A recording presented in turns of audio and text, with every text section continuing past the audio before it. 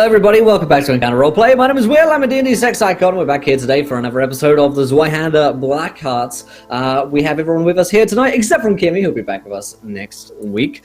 Danny, no doubt, is exploring with Sir Patrick Chapmeyer, who is, I think we can all agree, a stand-up guy. But let's go around to Cast and Crew today and remind ourselves of who we are and who we're playing today. And we have Doxy with us tonight. Doxy, how's it going? Hi, it's going. How are you doing? I am well.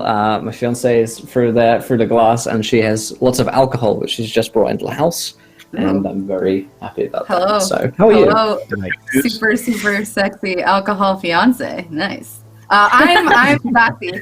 I play Persephone. She's an asshole. She's also a magic lady, but she lies a lot. She's a bit of an asshole. She's okay. She's nice to you. She likes you. Yeah.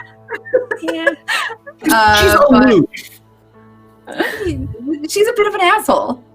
It's fine. I like it. She's an excellent waitress. This much asshole. This much asshole, this much adventure, but this much asshole. Right. Making sizes and saying asshole. It's a heady cocktail. Standing asshole. Unintended. We have Ruben with us. Ruben, how's it going? Hi.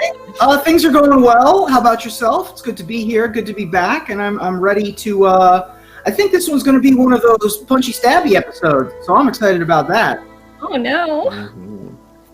Don't. It's fine. Punchy stabby. I can handle it. And you don't mind if Nick dies anyway. So. Oh, you guys don't even care about it. I'll mind. Fair. True. Yeah. Well, Lydia, how are you doing tonight? Hey, I'm great. How are you? Happy to be here. I'm good as well.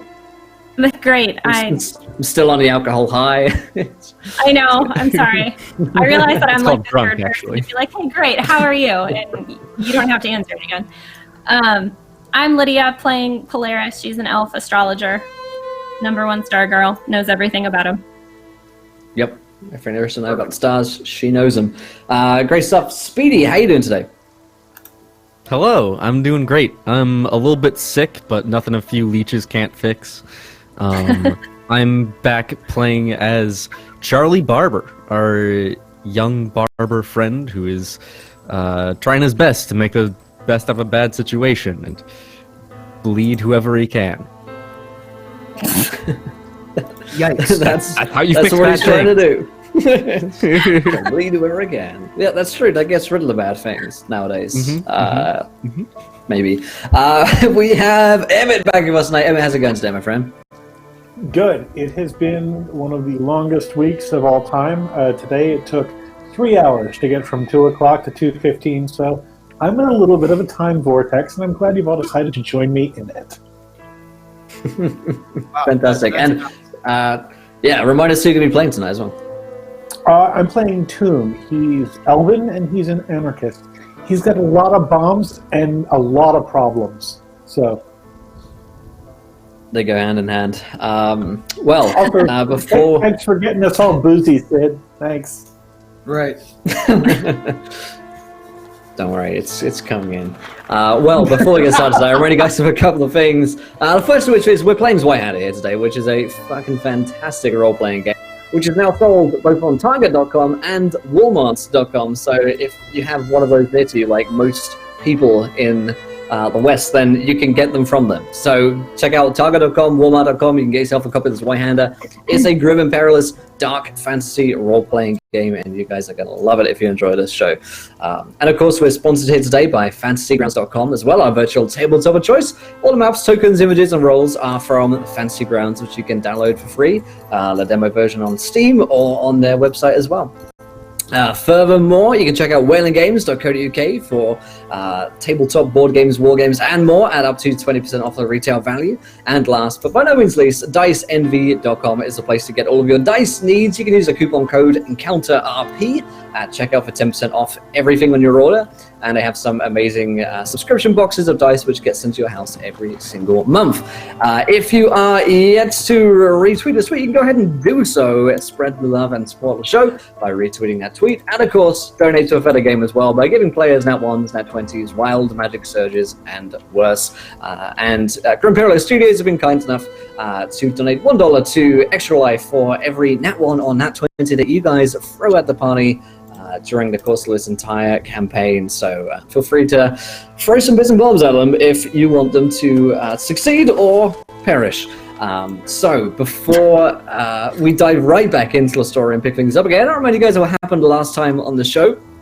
The investigators have arrived at the town of Einem, and they have been having a poke around. They're trying to figure out what's going on with these strange masked plague victims and the blood plague itself. And it turns out that a man named Marion died recently here in Einem, and he had a strange green fungus which was growing upon him that Dr. Phineas was unable to really ascertain the nature of, other than that it was certainly strange.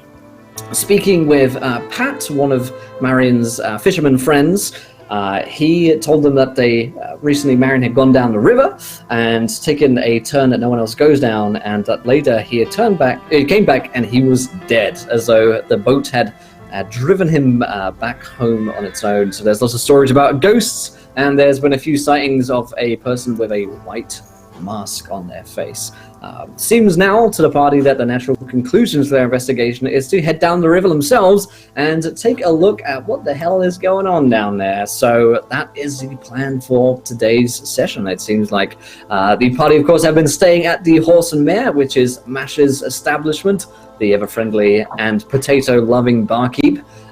And I think we'll pick things up with the party. I think we had last scene was with Danny in the evening. We'll pick things up again with you guys in the morning as your expedition is set for today. Danny's told you guys that she's going to spend the rest of the day investigating her leads with this knight called Sir Patrick Chapmeyer, who seems to know a thing or two, and she's also passed on the information which he's given to her. So you know about this old ghost story, a man named Victor who went down the river and never returned. So, is there anything you guys would like to jump into straight away individually, or should we meet one another as a group for breakfast at Mash's Tavern?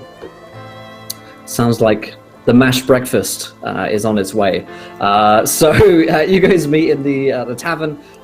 Persephone is on like a morning shift, or Hilda is on the morning shift, and so Mash is there in his little white apron, this lumbering huge man, and he sits down some plates of thick mash and a couple of bangers on there as well, with a grin and a smile, and bids you all a good morning before heading back to the rest of his tasks. So let's have Tomb, Charlie, Polaris, Nick, and Persephone sitting down for breakfast this morning. What is the plan? What's on the agenda for today? Food first. Food first. Some potato pancakes sound like they're in order. Mm-hmm. So maybe this is just Nick always being weird about this, but like, do we know anyone who has has a boat? Or can we talk to Ash? Yeah, the first contact that you've met so far is a man named Pat, who did offer his boat services to you guys, specifically to Tomb. But that being said, you can hire a boat off anyone in Einem, really. They've got a big sort of wharf situation, so if you didn't want Pat's boat for one reason or another, you could probably find some higher end boats. If you were looking for like a cutter or something, like he's got rowing boats, like fishing boats. But if you're looking for something, like spend some coin on it, you could hire something out from some wealthy merchants, no doubt. No, we don't have a ton of money though, so. That chap seemed quite agreeable. Tomb seemed to like him. I like him. He's a good dude. See? Tomb likes him. He seems like a nice dude, but we need a vessel that would be able to handle pirate ghosts or whatever we're fighting against. And a rowboat ain't gonna cut the mustard. Never heard of river pirates before. Never heard of cutting mustard. Fair. All of those things are fair.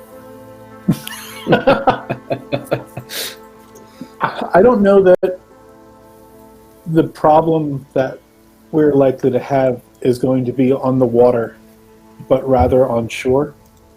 I would hate to invest what meager amount of money we have in an incredible boat that does us no good that when we get to where we're going. That's fair. I'm tempted to agree. As much as I'd like to say we can continue investing money in this endeavor, I think we need to focus on what we can. I don't know about you, but I've been doing nothing but spending money on this endeavor. Well, I've made a bit, but not quite enough for a ship.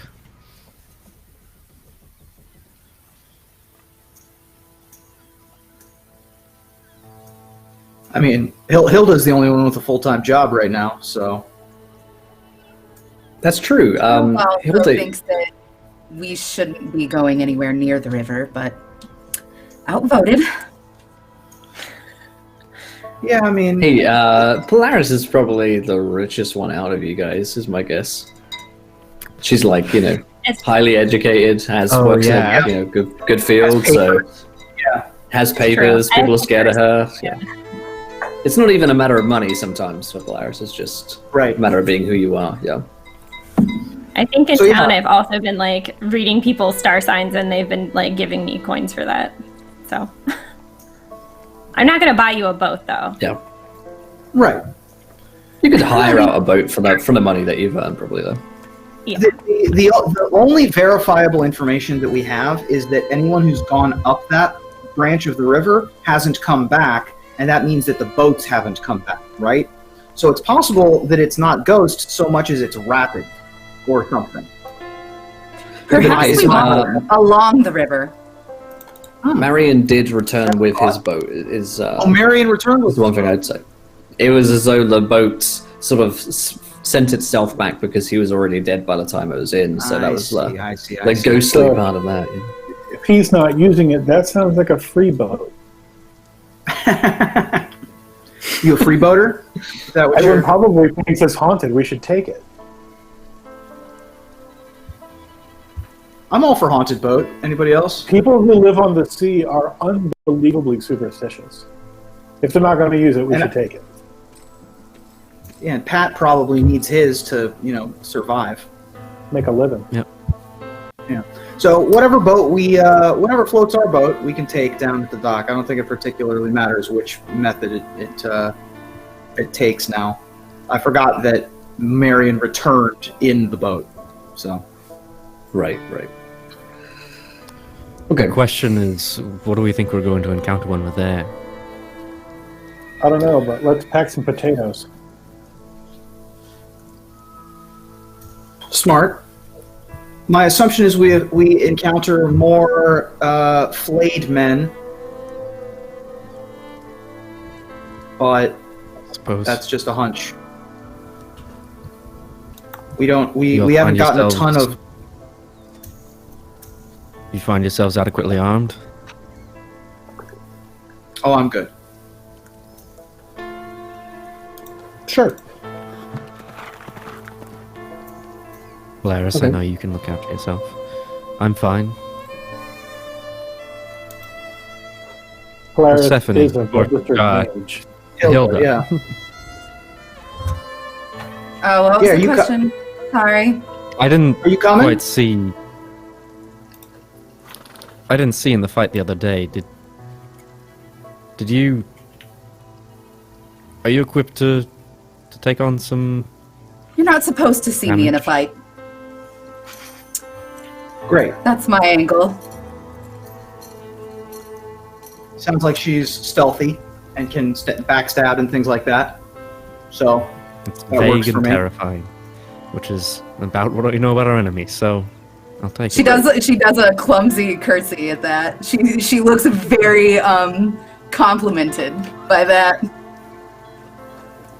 She loves that you just called her terrifying. all right, let's go. I think we're ready. Okay. As You guys- everybody starts to walk away, Persephone would actually grab Charlie's hand and be like, "A word." You'd feel like bandages on your hand, like she's just wrapped in bandages, but she grabs your hand and pulls you back.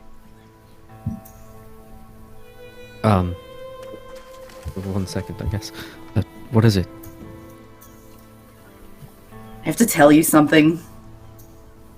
I mean, just you trusted me with a secret. I feel like I can trust you. You're a doctor, and my name's not Barbara. Hilda. Right, but a surgeon, whatever. I know you're the one that's going to be dressing my wounds should things go sideways. My name is Persephone. I practice magic. I'm unregistered, and I felt guilty that you didn't know it. We're never going to talk about how I felt guilty, because Persephone doesn't feel guilt. Maybe it's a Hilda thing.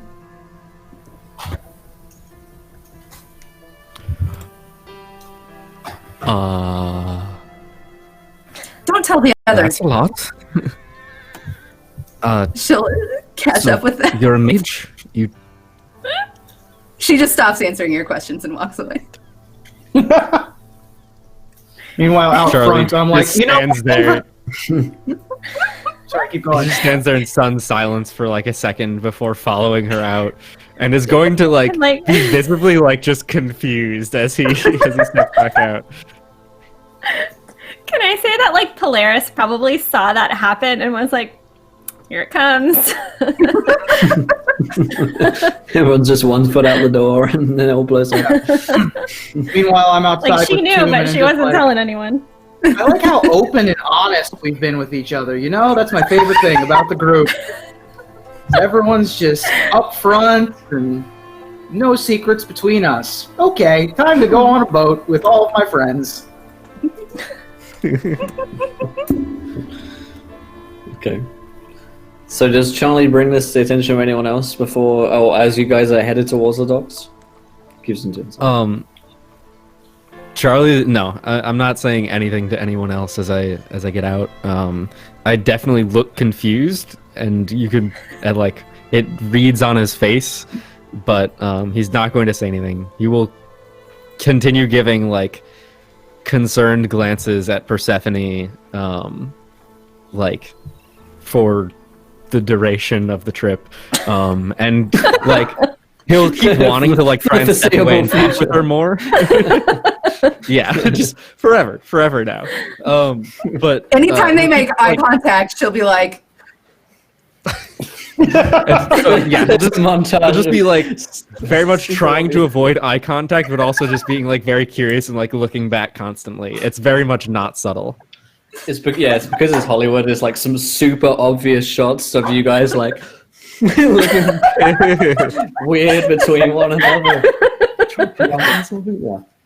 I love it. Okay, so you guys reach the docks, and we'll have you back to the area where sort of Pat was before and his sailors, fishermen, and you can spot the group of them where they were before if you wanted to go and ask them where you might find Marion's boat, presumably held in the small warehouse that they have still. Who would like to approach that one? I'll do it. Okay. Yeah, Pat will sort of nod at you as he sees you coming over. Hey, good to see you again. How's it going, Pat? It's fine. We're just about to sail out for the day and see what we can catch. Good fishing, man. I hope you have a really good time out there, and I hope you're bringing some bank. Appreciate it. Can I help you with anything before we set out? Well, here's the thing. You remember the guy who came back in the boat? He's Marion. not with us anymore? Yeah. Here's the thing. I want to look into Marion's hull and see what's going on with his ship. Because I want to see if it'll give us any clues as to what happened up the river. Fair enough. It's locked up in a warehouse, but I'll go unlock it for you before we head out here. Awesome. I appreciate it, man. Thank you so much. What kind of fish are you going to grab today? Like, what are you hoping to catch? You had a week to Google, Will. Pat says, I don't like to talk about fish. It's part of my backstory. That's the one Fish thing is I your never job. talk about. The one thing that's the one secret I'll never tell. Pat heads to the warehouse and unlocks it for you. The smell of fish meets your of unidentifiable fish reach your nostrils as he lets you in. You see, it's a kind of small cutter. It would be big enough to fit probably about 8 people on in total. So the group of you would be able to fit on it fine. Marion seems like a fairly successful sailor in his own right, and fisherman. And Pat says, she sails fine, so if you want to take her anywhere, feel free. Just bring her back in one piece. After we're done the investigation, we might put it on the water to see how it goes. This is a sailing vessel? Fishing, but you'll be able to row it if you've got some good arms on you. Yeah, I mean, almost everything's going to be wind powered. It's going to have a deep keel. Yeah. So. Yeah, I just was expecting a rowboat, and then opened the warehouse, and it has sails and a jib and whatnot. Mm-hmm. Cool, that's fancy. Yeah, I like it. Probably a little bigger than you were expecting. So Pat gives you a clap on the back, Tomb, and well, I head off. Anything else? Hey. And I'll be on the river. I'll be back by sunset. Hey, don't rush back. Go get your money. Yeah, he grins and heads off. You have to wait until 5 p.m. to meet with Pat again, so you can can wait in this location. But yeah, he's off. What would you guys like to do? You have a boat.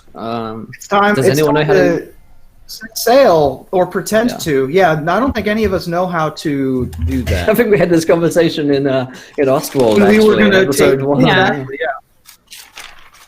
I have.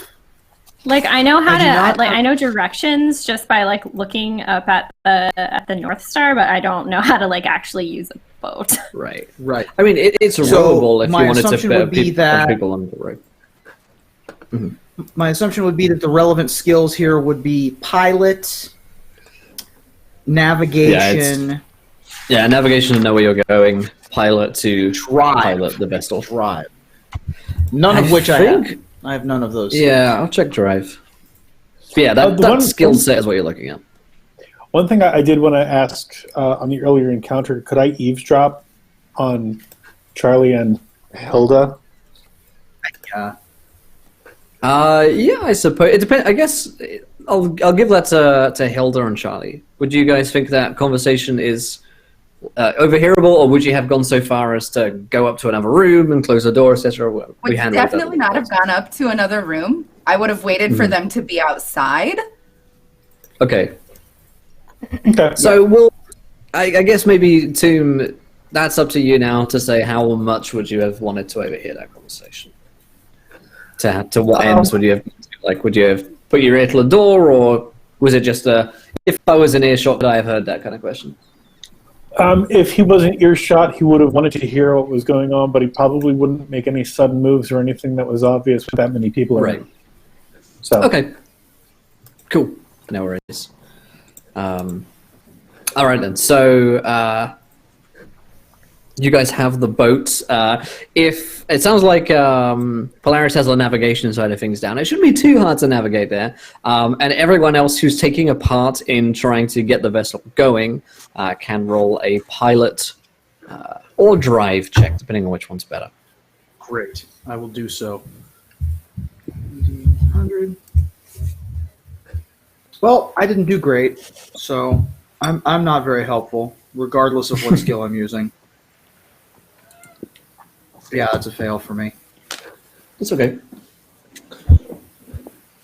See what the rest of the team can pull in. Must Do you If, want me to roll for navigate? Yeah, you can roll a navigate, Polaris. Right. Mine was for either pilot or drive, whichever one was Sure. going to be relevant. I certainly would not have taken the helm here. Right. I would have been trying to do sales things or rowing things. Sail things or rowing things, yeah. No worries. I'm going to take the helm because in this kind of ship, it'll be all the way in the back. Right, yeah. Listen, I don't remember what that means. What? What am I trying to beat again? Oh, right. So yeah. So for, Listen, I don't remember how to play this game. It's been like 4 weeks since we. I haven't actually rolled stuff, anything. So yeah, you roll a D100 and you're looking to roll low. So you're rolling a skill. You have your primary attributes to which your skills are derived. So basically, you're rolling on the attribute, but if you have points in the skill, you have a plus 10, I believe, to the relevant skill. If you've got a 1 tick in like coordination or pilot or whatever. Yeah. Right. Yeah. I would hope So that the I have astrologer is good at navigation. Yeah. So I have a tick in navigation, but my intelligence, like the skill that I have, is a 45. So I guess I didn't make it. Yeah. So you're looking for 55 or under. It's okay. Let me tell you something, and this is very, very important. Celestial navigation is only relevant at night. This is true. That may be why Listen. Polaris' game Listen is to off. him.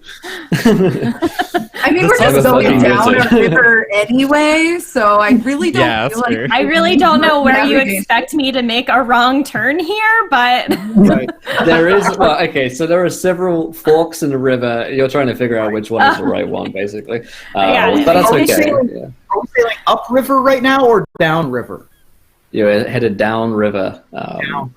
Easy. Yeah. Easy game. Easy.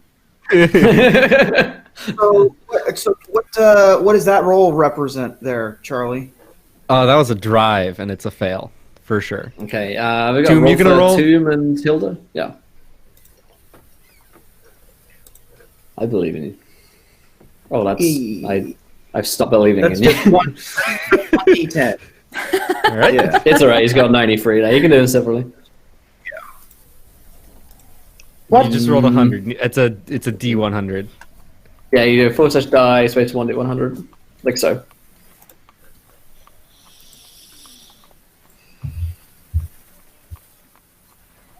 Oh wow! So this is some less than super hot rolls. Did anyone succeed? I did not. Nope. Okay, good. It's going to take us You a know minute what? to I'll get burn it. a nat 20. Oh, You're sure. gonna I have forgot to- oh, nice. Yeah. That's a really good time for that. I'm to get. I'm going to suddenly impress everyone with my knowledge of boats. I haven't really been on boats much, but I've been around the docks to throw away bodies a lot. So Sure. it's pretty much basically the the same same. thing. I've seen some Right. stuff. I didn't know how. Like, you've I've seen a been on boat the on the dock water, with so an it's the same. That's how that works, for sure. So you guys spend like 20 minutes bobbing around somewhat aimlessly in the water while they're trying to get some form of communication going, because there's, it's like some multifaceted task that you have. Different people need to be performing their tasks in accordance and coordination with one another. And I think it's less so like Charlie performing any feat of strength, but I think it seems more like one of organizational, getting people to do something that they need to be doing. So Charlie recognizes that, like, we need to do this in the same time as one another, and like 3, 2, 1 heave type deal. And finally, you sort of get into the rough swing of things, headed down the river. The little barge that you're in itself does have like a living quarters. It's extremely cramped. And probably could sleep 2 people inside, and the rest of them probably have to sleep outside on the decks and like cover yourselves in sleeping blankets, whatever. You're expecting the journey downriver to take several hours, because the fishermen only go so far, but you want to go further than they normally go out of their usual fishing territories. So Polaris, you're not exactly sure because the stars aren't out, and it's difficult to navigate in sunlight for you. So you're like waiting for the field to be right before you head down one of these offshoots. It's one of those things where you think you'll know it when you see it. You just haven't definitely seen it I yet. think that's always how she rolls, though. So that's Right. Okay, so the group you're heading down the river. It's going to take you a couple of hours. Is there anything conversation-wise that you guys would like to do? After a while, it does settle into a rhythm of things where you don't have to be too actively involved. You are just letting it travel downriver. And of course, Hilda, Persephone, and Charlie are exchanging some very curious looks between one another throughout this whole scene, I say. Yeah, like every time, like the sail comes around, and like I like she looks over and notices that I'm staring at her, and then the sail comes back around, so we're not looking again, just ducking behind things, just various ropes and poles and sails. That's very rom-com-y. Yeah. Supercharged. He's generally paranoid in general. So he's, even though things are kind of in a rhythm, he's still kind of on high alert. And he's just like looking at the two of them like, oh, Christ. But he's really focused like at the helm. And he's like, I would be ignoring everyone else and at the front of the boat, just looking a weather eye on the horizon, just keeping an eye out to see what's up. Okay. And actively avoiding everybody. Okay. And what about Polaris? I think Polaris will just try to be with like Charlie or Persephone to see where she can be useful, because she probably knows that like her direction failed, so she's trying to make it up. Okay, awesome. I She think can tell you Michaela what gives sign that. it is based on the sun, but Right. she realizes she probably doesn't know what direction. I want to flash back real quick a little bit. You said that there was like a living quarters / office situation. Did we find anything in there, such as maps or a diary or a knife with blood on it?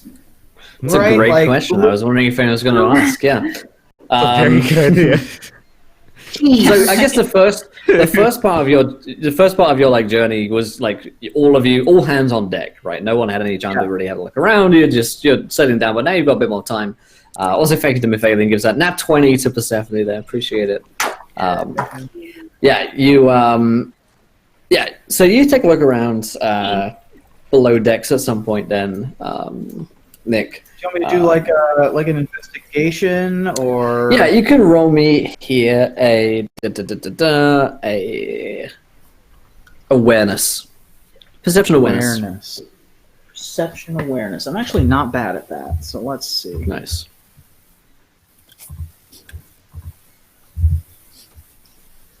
That's a success. Nice. Yeah. I need to get under a 50 something, 53. Okay. So that's a success. So you'll find something rather interesting. You'll find a diary, and the log. The sort of captain's log of the ship is all fish, right? So it's just like the amount of fish that they get, when they got them, and where they got them from, basically, that he tracks, and how much money it got them when they sold it at market, that basic stuff. So you go to the back of the book, which would be, where the most recent logs are kept. And all of the pages, like the past 10 pages or so, have been ripped out and are removed from a book, which you consider to be strange. And the last thing that you notice is that there is, just underneath the table where the log is kept, there is a symbol on the floor, and it's basically just like a pin badge. And it is a pin badge from the Church of the Emperor, and it has some dried blood on it. Okay. I would certainly say something along the lines of like, "Hey, wizard! Hey! Someone smarter than me. I need an adult." Everyone comes down. I'll go. Yeah. Yeah. And I go, if he well, said, "Hey, wizard," and I knew it was Nick saying that, I'd be like, "Oh, he probably means me." Right. So we see so I'm not even going to touch it. I'm just going to point at it because I think there could be some bad juju on it. I'm like, well, I'll have the book. I will have looked through the book already, I imagine. This is like a journal, diary. We caught some carp today, like that kind of situation. It's not even that specific, to be honest, Ruben. We got some fish today. You see some words that may look like they would describe different kinds of fish, but you're unable to identify them. You'd have to cast the identify spell on those words to know what kind of fish they are. I would have to comprehend fish language. So I will say, so this appears to be some sort of timeline, but we're missing the back 10 pages. They have been removed. They've been ripped out. I'll spend some time later looking at exactly how it looks like they've been ripped out, whether they were cut, whether it looks like there was perforation, or whether it was like hurriedly pulled out. But that's neither here nor there. And then I'll point at the pin badge. Pin badge? So like a little pin badge. Yeah. That you put on your breast, yeah. Point at it, and I don't recognize whatever symbol is on it, and say, I'm not big on whatever the symbology is, but you do that, right? Is this the same thing? Maybe. Look, I don't know. I'm not an expert. No, I would look at it and what is it of? It's of the emperor himself, so it's a little depiction of the old man's face, basically. So similar to how our coins are imprinted with the emperor's face on them, as are pin badges that you would wear to show your devotion to the emperor, which is not an uncommon thing, especially in armor, right? But I feel like she would probably know that. Yeah. Yeah. Yeah. Oh, yeah. So for certain. I would just tell Nick. Okay. So whoever had this pin badge at some point had this attached to them. Blood got on it somehow, and it stayed here. This was probably ripped off of a piece of clothing. Whatever happened here happened, and then later pages were ripped out. Which leads me to believe that this wasn't animals that just broke into this ship and killed Marion. This was, we came downstairs, theoretically got Marion somehow. Maybe Marion was wearing this badge of the Emperor. That wouldn't be out of the question. There was a scuffle. There was some amount of trying to not get kidnapped, I guess. And then later, after having dealt with whoever the person was, came back, found this diary of fish information that has nothing relevant in it other than that, and took out the last 10 pages. So we're not dealing with flayed men here. I'll give you one other thing, Polaris. One other thing about the pin badge that you would know, seeing as you've spent some time in this church, in fact, only the other day, is that so make pin badges in different types of materials, right? So like you've got your brass and your copper ones, which aren't particularly nice, but like if you've got a golden one or a silver one, that means that you're someone of influence within the church itself. And this one is a golden pin badge. So this is someone wealthy. This wouldn't have been worn by a man like Marion. This would be worn by a priest or a priestess. Okay, so probably not the person like driving the ship. Yeah, it wouldn't have been probably wouldn't have been a sailor unless he was traveling with, for some reason, a high priest of the Church of the Emperor, which is unlikely. Okay. So I'll point that out. Nick, you see how this pin here, it's gold. You see that? Yeah. I just assumed that's what... No, this is nicer than what they would just give to anybody. This belonged to somebody of importance. All right. And so not Marion. Probably not. And the journal that you're reading looks to be like a diary of things that they've caught from the water with the last pages removed. Do you think that they cataloged what they pulled from the water and someone wanted that erased? That could be.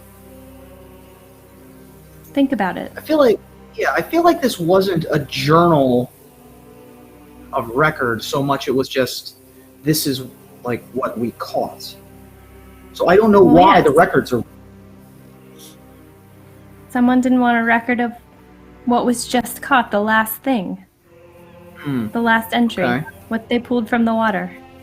The last 10 pages of entries. Well, maybe Yeah, I that don't would know. give us an idea of a scale. I don't know. I'm just telling you what I think. I think you're right.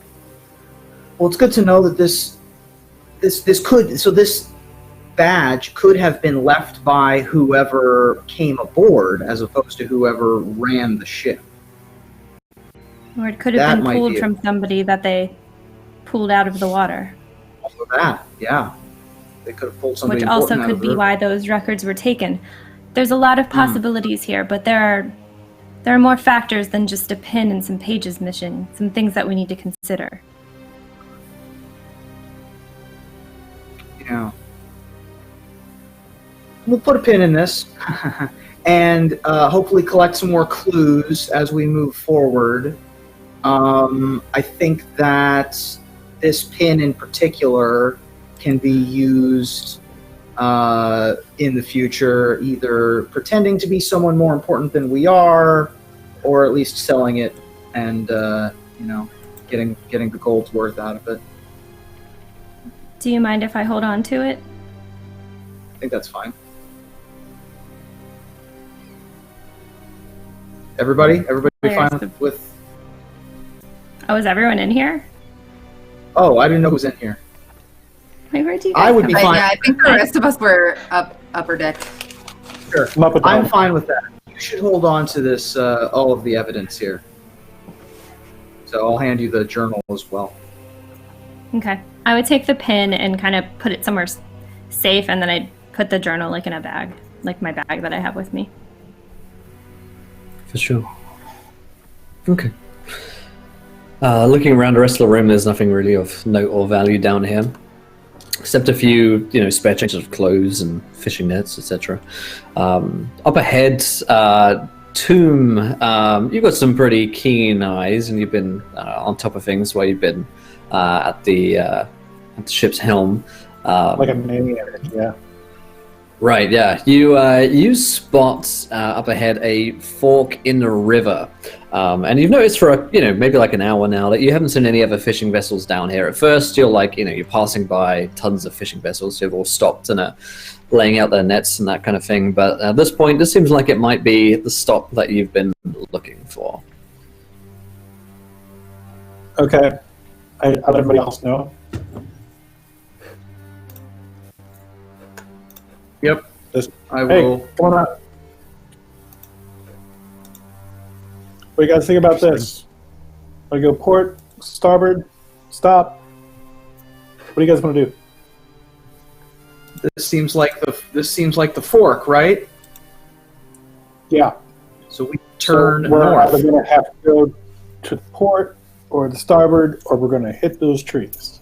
We would go port if we are going downriver from the west, cutting north. All right. If Let's steer us over that way. Sounds like some directions, yes. You've Okay, solved so the you are correct. Extra points. Yeah. Let's see. Let's have the team roll one more drive or pilot check here. Then anyone I'll that's try. got a hand on deck can make a roll towards it. Hey, Charlie, with a nice roll 19's gonna be plenty for that. Yeah. I am no help at all. I think that's a 9, actually. It actually is a 9. Yeah, you're right. See it going and see Charlie doing fine and just not even offer a hand at all. Right. No, at this point, you guys are a well-oiled machine. I'm just telling you what to do. Captain I Captain can step back and let you. Captain Charlie Barber. Boater. Charlie Boater. Hilda thinks of getting involved, and then Charlie shoots her super suspicious, eyebrow look, and she doesn't. But your hands touch for a second on a rope, and then he's like, It's like a teen comedy now. It's great. Goes back to brooding. Oh my god! Just the visual of that is just so good. Yeah, very, very good. Yeah. Supercharged, yeah. Good and perilous. Definitely perilous, yeah. Yeah. So you managed to swing the boat around and start heading northwards in this fork in the river that the boat seems to be going down. And after about 10 minutes or so, it's very narrow that you're getting through here. You're gonna have to quickly realize you're gonna have to slow down to stop yourself from swinging into a bank on either side of you. And it also begins to turn the water begins to turn kind of greenish.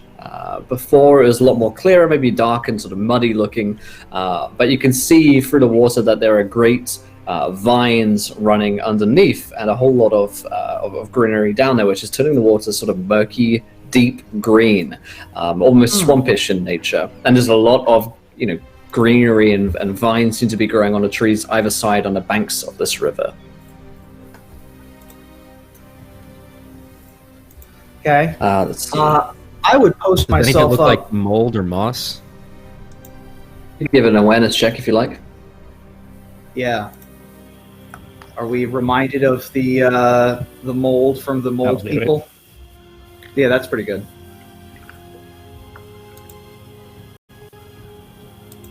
Alrighty. Nice. Yeah, you maybe you scoop out some leaves from the river with an oar or something like that to get a better look at them. And they have this sort of almost spore-like green substance clinging to them. It's almost like a contaminant. It doesn't look like it should normally be growing on them. And it does sound similar to what Dr. Phineas was talking about before. Persephone would definitely, she would elbow Polaris and then wrap the cloth around her face that she normally does. I would look back at Persephone and to do the same, shirt up over the mouth. As soon as Charlie recognized what it was, he would just fling it off of the oar and scrape off the oar on the side of the boat. Just trying to make sure it's not sticking to anything. The most interesting thing that comes out from this as you fling it away is that you feel... Actually, okay, here's a question for you. Do you still have the mask on your person? It's in your backpack? Or is it back at the in the chest? I was going to ask that before we left. I feel like it was in the Very good backpack, but I want it to be... What was it? It's in my bag. mask. Yeah, I Oh, wouldn't- Charlie's wouldn't back. wanna Yeah, leave it anywhere. he put it. Yeah, he Right. put it back, underneath a bunch of us stuff. right, Yeah, right. But Just in I would in his put it in my bag, bag some that stuff. I bring with me. Yeah. Because I would not want to leave that alone. Right. So you begin to feel something very warm coming from your backpack, like something is really hot on your back. As you sling your backpack off, you see that there is something beginning to smoke from within the backpack. I will try to discreetly open my bag and make sure that not everything is just catching on fire. Mm-hmm. Yeah, you could try and do me a roll here to do it in a stealthy kind of fashion. I think it's a skullduggery, which is basically a sleight of hand, I believe. It's an agility skullduggery. Early way. 13, done it.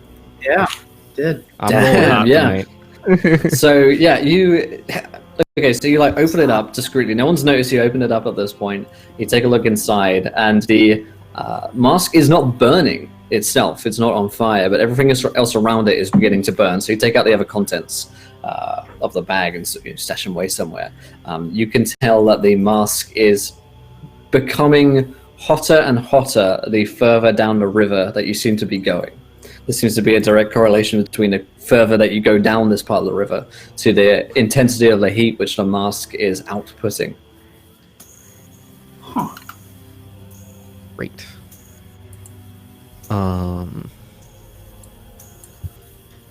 I will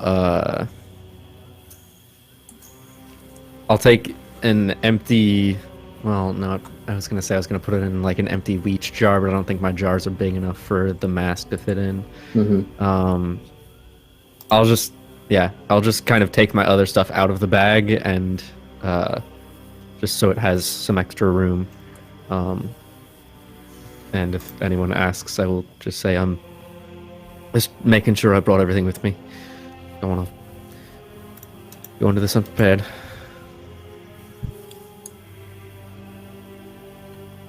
I'm not even paying attention, so. Great. I'm paying attention to the banks. I'm like keeping. I am like head on a swivel. We're about to get murdered by swamp people.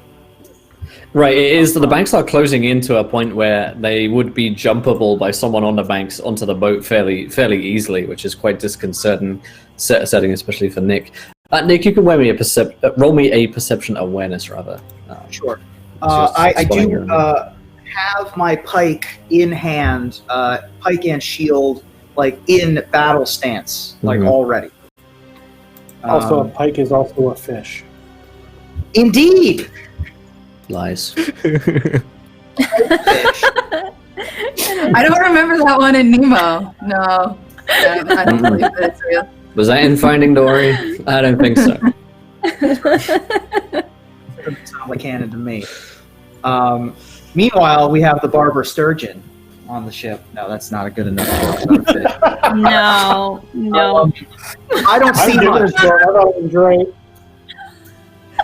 Oh my God! So disappointed. Polaris or hagfish? Encouragingness. Hagfish! Yes! I don't know. That's fantastic. I don't know, you guys. Is that because we're fish and you just don't know fish?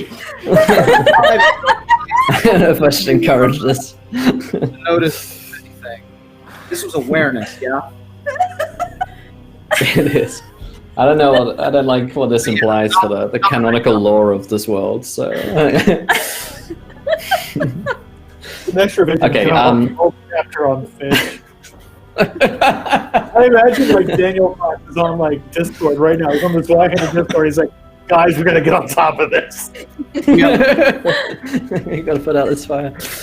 Oh my god, yeah. You taking a look around at Nick, you're very wary. Obviously, you're sort of on guard, as it were. You cannot make out anyone on the banks of the river. You cannot shake the same feeling that you got when you were in Arkenbury Forest before, that something is watching you. So that's what you get in the 75. And Okay. the rest of you would definitely notice Nick looking uncomfortable. Yeah.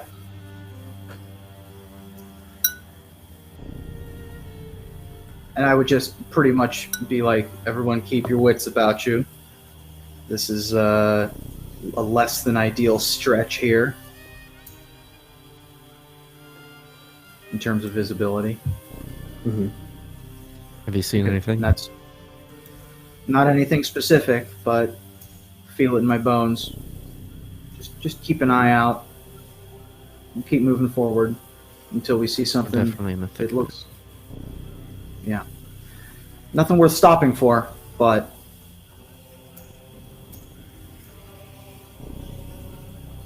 You press onwards on the boat and continue down what feels like even more narrowing little river, continuing on northwards as far as you can tell, at least.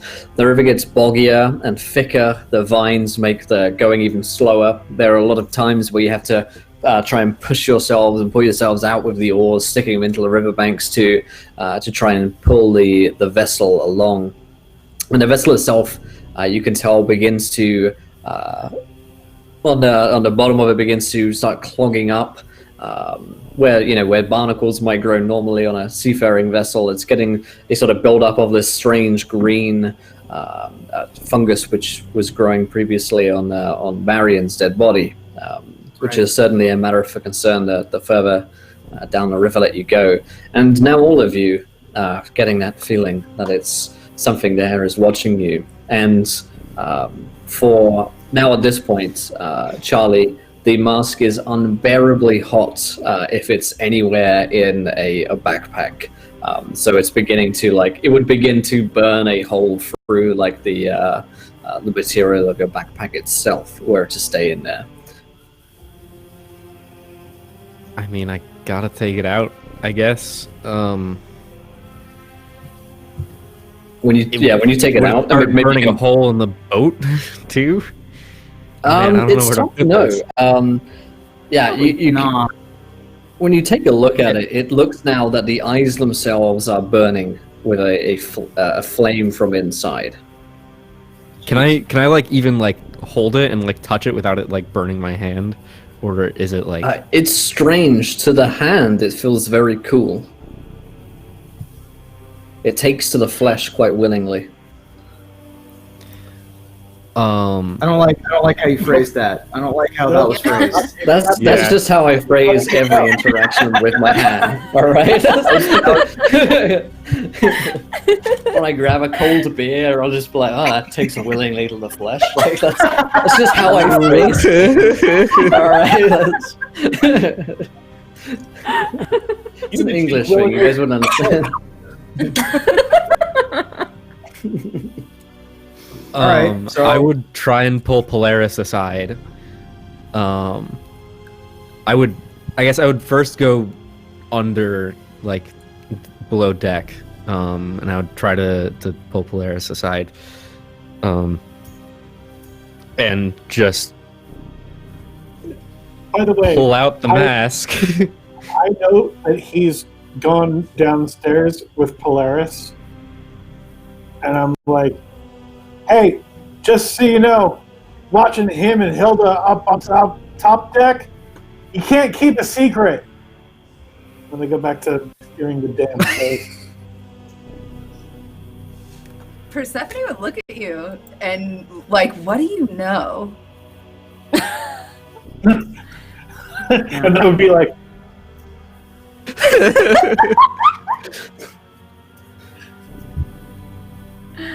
All right, so with Polaris, I will pull out the mask and be like, I know you wanted to forget about this entirely, but I don't know what to do. It's burning hot. I can't hide it. It's starting to burn through my bag. Charlie, I knew this was a bad thing. We need to get rid of it. We need to get it off the ship before anyone sees it, before it can hurt anyone. The mouthpiece of the mask begins to move. Ugh. No. And it speaks to can't you. wait for whatever this voice is going to be. I'm ready. Charlie, Polaris, thank you for bringing me back. I don't know anything about fish. I've never met a fish in my life.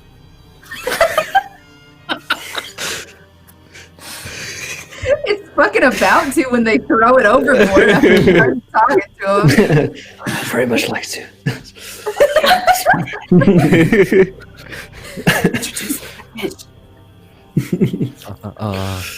It says their names? Mm-hmm. Yeah. Who are you? How do you know our names? I've been with you for some time now. I have ears, after all. Who were you to start?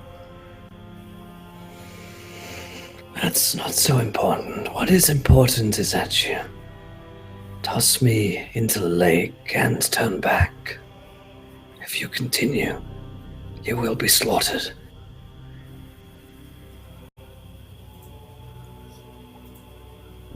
We toss you into the lake and turn back. You will be allowed to live as long as you never return to the place which you are traveling to. It's a fair enough deal, I would say. Else my companions are shortly preparing to butcher you all and take me back. Now, as much as it would delight me to be prized from your cones, dead hands. I've grown rather fond of you all. And I would like to test my blade against you myself.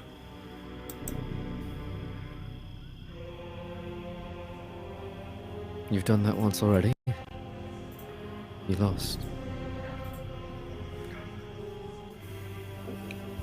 You do not understand masks. That is fine. You bested merely one of me. I have many bodies which I can traverse. But this mask is important to me.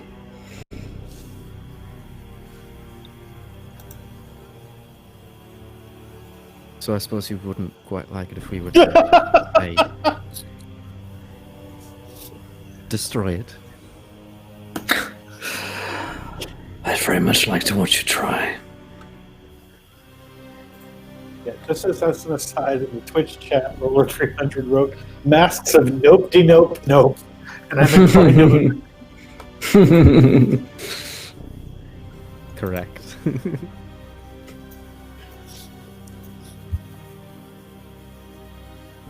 I would So- not accede to the mask's demands. I'd kind of like, Charlie, are you touching it? Are you like holding the mask? Yeah. I think I would like grab like your wrists above like where you're holding it and kind of like really seriously make you look at me and what are we gonna do? Exactly what I tell you to.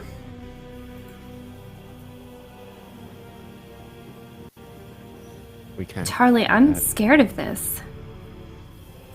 You should be.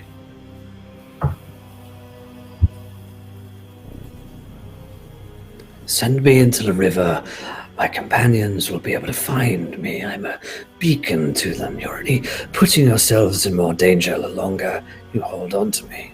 I cannot be destroyed. So, into the river I go, and when I am replaced, I will promise to give you a good death. So, we're going to die one way or the other. Naturally, but such things can be postponed.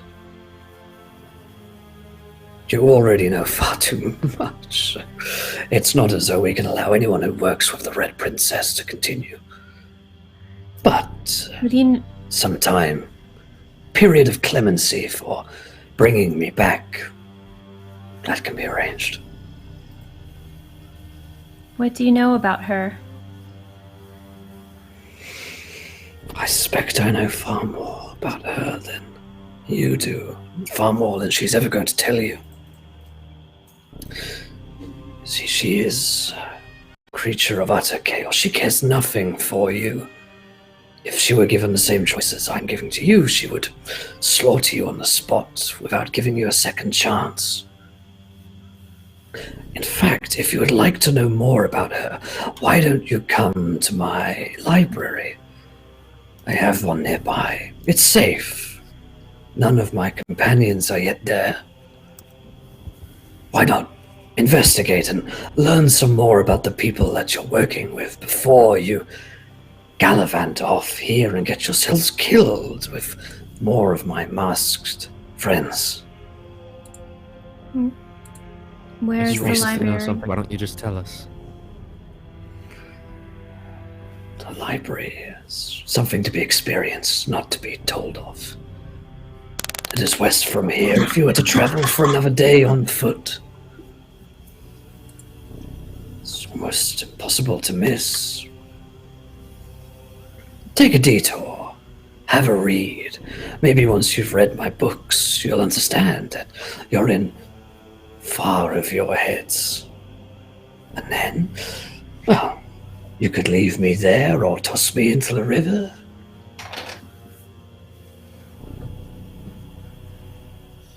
Seems reasonable enough, doesn't it?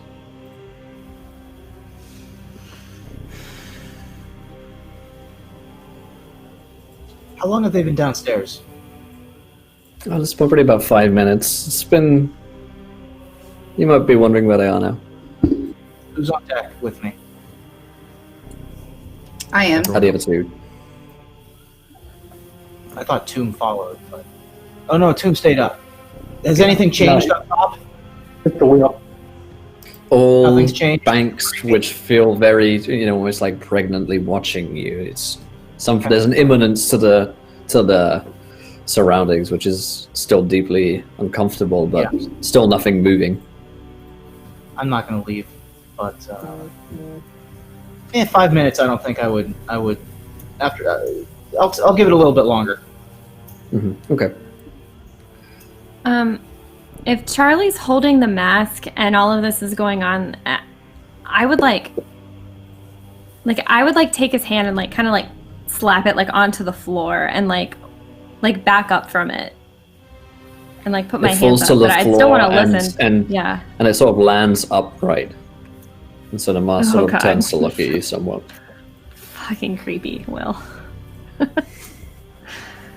It's pretty odd. Just standing there and looking at this shell of a face talking to me on the floor with Charlie, I think Polaris is a little bit terrified, so I'm gonna be looking to Charlie to help. I mean, he deals with skin and blood. Yeah, you deal with magic. Stars. This is closer to your shit. Thank God it's not, though. Synergy.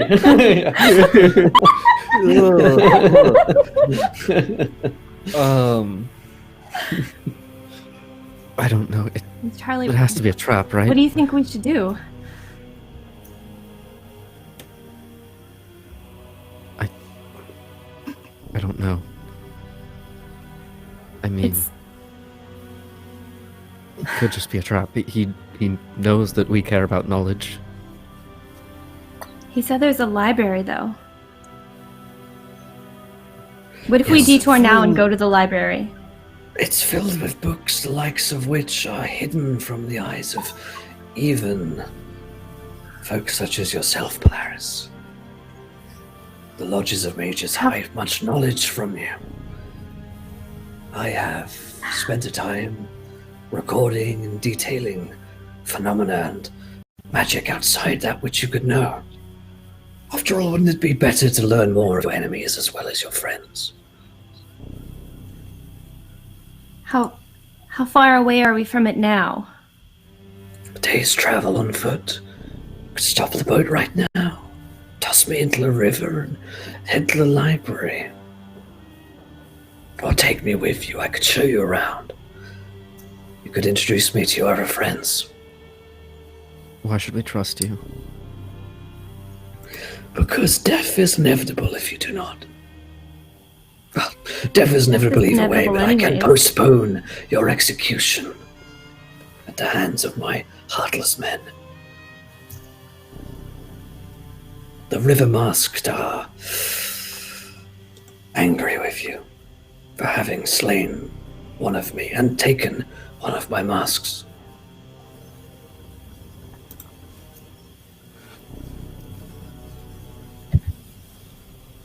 I don't know, Polaris. Charlie, If we're going to do this, we have to tell the others, though. We can't hide this and explain anything. I think we should see the library before we make a decision, and keep it with us while we do that. We'll need something to answer our questions if we get there. And if it's offering us protection, and the library would offer us more answers, then take it with us and let's go there. Get out of the river, because whatever's in here is dangerous. Very smart. I'm not ready to throw it back yet. My kin are ever the wiser ones. Are you calling us your kin? Not you, boy.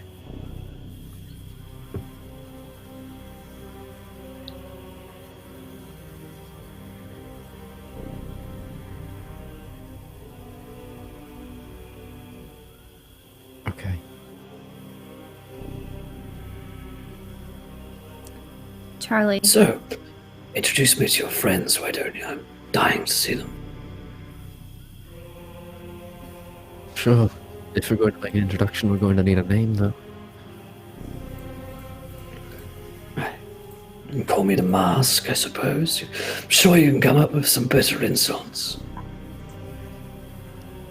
Or Heartless Man. That is what they used to call me.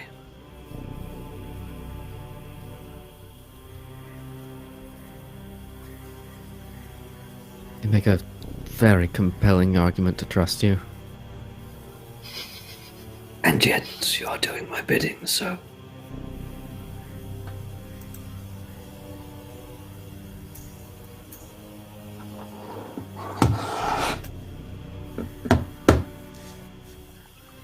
Hey, everyone, come here. We need to show you something. Can you bring it up here? Stephanie? Yeah, I want to keep an eye on things though. Could I like stand in the doorway? Persephone would walk past them, and she would like eye Tomb up and down as she walked through the door to them.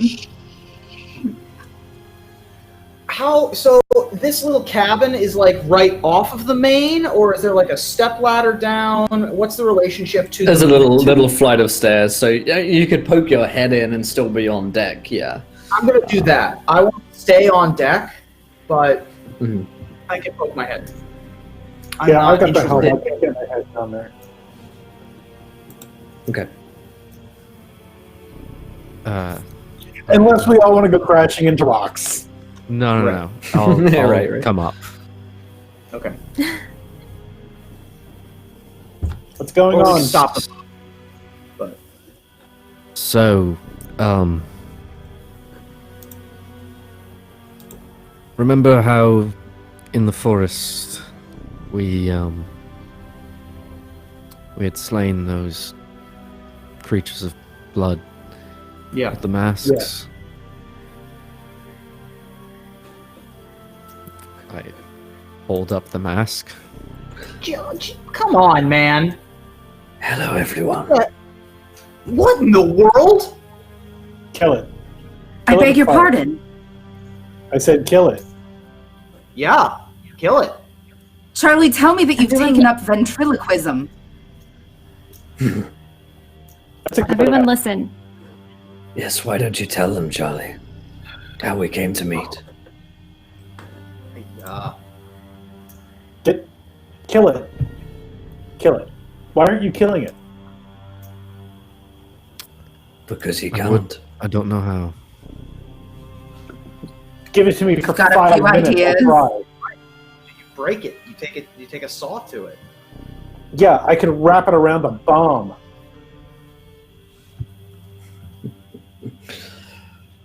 My suggestion was to toss me into the river, but they didn't like that. Instead, Yeah, we tend We've not decided to do to what take a people ask detour. to tell us to do. Tell us how you can talk. Sure. Well, that's a complex matter beyond your reckoning. Let's just call it I magic. can for reckon now. a lot. You want to get tied to a bomb? You can't reckon. You're a always lot, welcome to be fair. try. Okay. Tie you to a Okay. bomb? Listen, let's just hear the headless face out. Sounds bad, agree. doesn't it? Keep What do you talking. mean you agree? You're the mask. Were you trying to vote for yourself? It's good to finally put a face to a name. Yes, well, Yeah. my suggestion is this. If you continue down this path on the river, you will be executed and slaughtered. They are not far from you now. They've been tracking you for some time. When you reach a point in the river where it's easily accessible, they will be upon you in droves. But you will be killed just like the man before you. My suggestion is to take a little detour to my library. It's a day west from here. And I have valuable information for you on the Princess of Red Carnage. Hey, we know that person.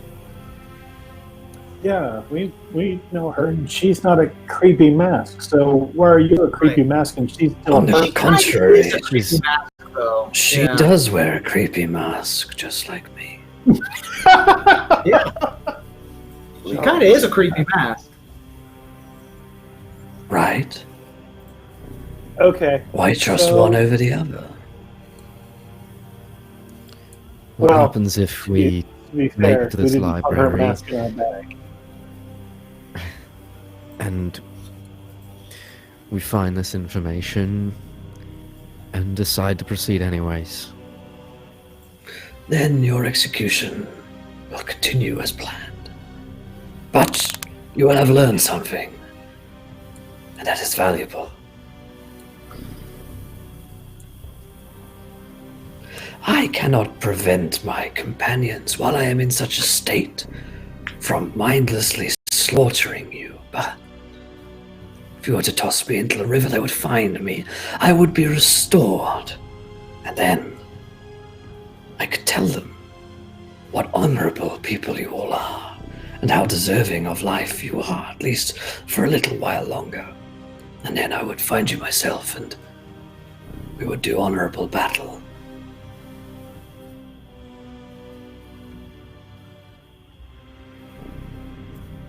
Does anyone have any leather or string that I could use to tie this mask to a bomb? We have plenty of rope. Excellent. Nice. I would like Set off a bomb. length of Yeah. about 3 feet of rope. I don't think that we need to blow this thing up yet. You're. Are you sure Hey, you want Matt. to try this? Hey there, mask friend. Nicholas. Nick. Yeah, you can call me Nick. It's cool. Actually, you know what? Call me Nicholas. My friends call me Nick. Listen. So the way that this is going to go down is like this. You're super creepy and powerful, I guess, but you also can't move on your own. So we're just going to hold on to you, and if anything happens to us, it happens to you. So I'm willing to go on your little field trip, I think. But I'm going to need you to share a little bit more information if you want to get anything out of us. You get that? You get all that? You have ears? I don't know how big this I've mask- already gotten what I wanted, though, Nick. What did you get? What did you want? Our names and a trip downriver? How about this? You say whatever happens to you happens to me. I say whatever happens to me happens to you. As insofar as to say that if you try to hurt me in any way, my companions are going to be very upset with you. Their retribution will be swift. Now that we know that you can talk and be weirdo like that and know a location of a library that we didn't know previously, we're not going to do that, right? And I look at Tomb. No promises. Yeah? That's the best we're going to get out of our... You met Tomb already, right? Of course. Great. That's the best we're going to get out of Fellow Tomb for now. revolutionary like myself. No, There you go. not sounds like you. sounds like a budding friendship. I've got a body and everything. So look, why do you not want us? Here's what's sticking in my craw, mask friend. What is so wrong about us keeping going upriver? It seems like You would be it's not so much. slaughtered. Yeah, but you don't care about But that. the Why do you question care? is why? I've grown very fond of Charlie. He's kept Well, me safe for so here- long that I feel like I owe him a favor now. Well, that's very So this nice is of my you. And favor. also, it's also a bald-faced lie. So what's going to happen is, God, what are we doing, folks? I'll talk to allies at this point. So Persephone would grab an oar and stick the end of the oar up into the mask and kind of lean the oar up against the shed part of the boat so that Cool. the mask is like hanging out at eye level. And she would do this really carefully without touching the end of the oar or the like other. It does end begin of to the door. smoke a bit as you put it in there, but it's not going to burn immediately away. I have a Okay. fire-hardened spear if we want to use that instead. I also have a staff that Okay. I don't necessarily need. But like now it's propped up against the door, and she would be like, I think magic that powerful is worth listening to.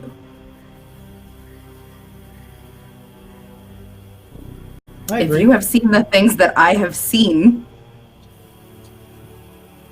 when a headless face tells you what to do, you do what it says. That tracks. Yeah, but if it was that smart, it would still have a head. Just saying.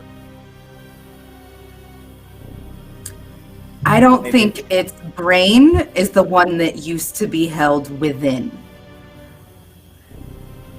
On the contrary to him, I have many bodies.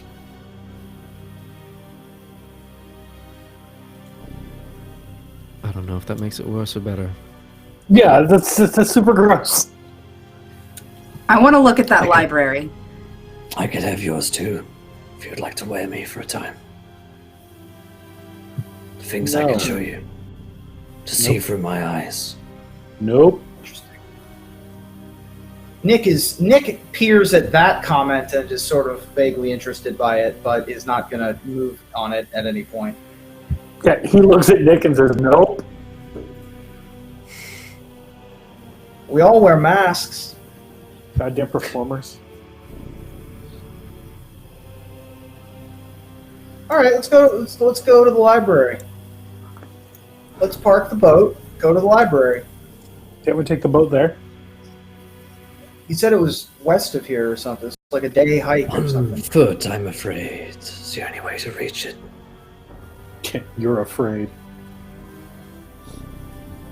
Figure of speech. Before we get off on land here, what is this moss that seems to be taking over this marsh? Well, I'd have to take a look at it. Perhaps you could feed me some.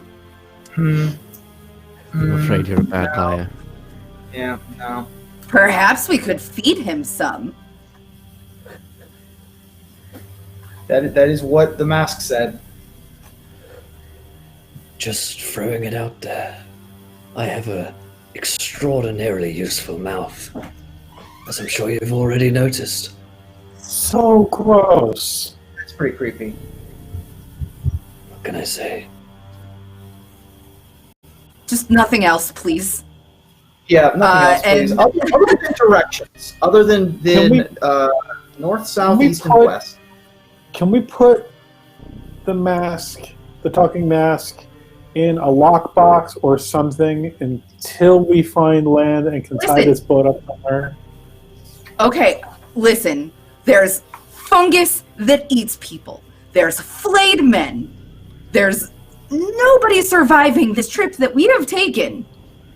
I say we feed the fucker the moss. He lets us know if we can get across the river and not get all moldified. I'm okay with feeding it the moss. I'm not trying to become a mushroom today. Not happening. All right. I Does think one of you're us trusting hold him the just a mask bit while too another much. one feeds it? Like libraries, Charlie. I'm not planning on doing anything with this thing until we get more information, and the only way we get more information is going to the library. Can we feed him moss from across the room? I can be spoon-fed. I don't Great. want to put my that's also fingers a great anywhere near point. your mouth. Persephone's not even having it anymore. She dips her staff in the water and then just jabs it into the mask's mouth. Oh my! It All right. it wraps its mask mouth around the oar as though it were tasting, like a Gross. lasagna or something, like some bolognese. It's just like, It tastes like trying to fish. get a taste. Yeah, No, not that actually. But delicious. No lies, Mask. Can we get out? Can we disembark? The spores themselves are not dangerous unless they spread within you. So, do not eat them. Do not get them too close to your face, your eyes. Indeed, any orifice. They will grow swiftly, rapidly, and they will choke you and kill you. They are also a side effect of the creations which my companions have been creating. And there's no stopping it once it's begun. Not unless you're a very powerful wizard, or like me, you happen to know the alchemical formula required to spare one's life. Of course, all that knowledge is also in the library. I'm very forgetful. I forget the recipe. I did write it down, though, in my cookbook.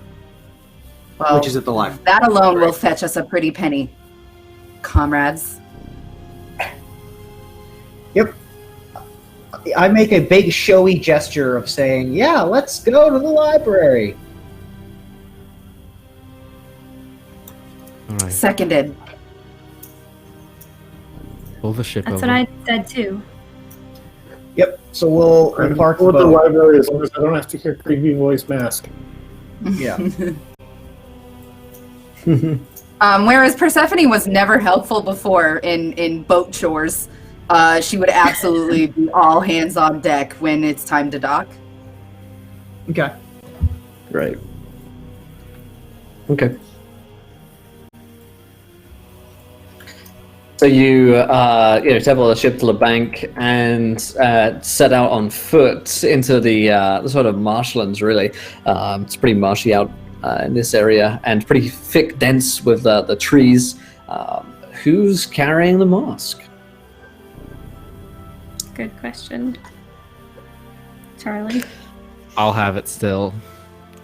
My favorite. I don't. Jesus. This guy.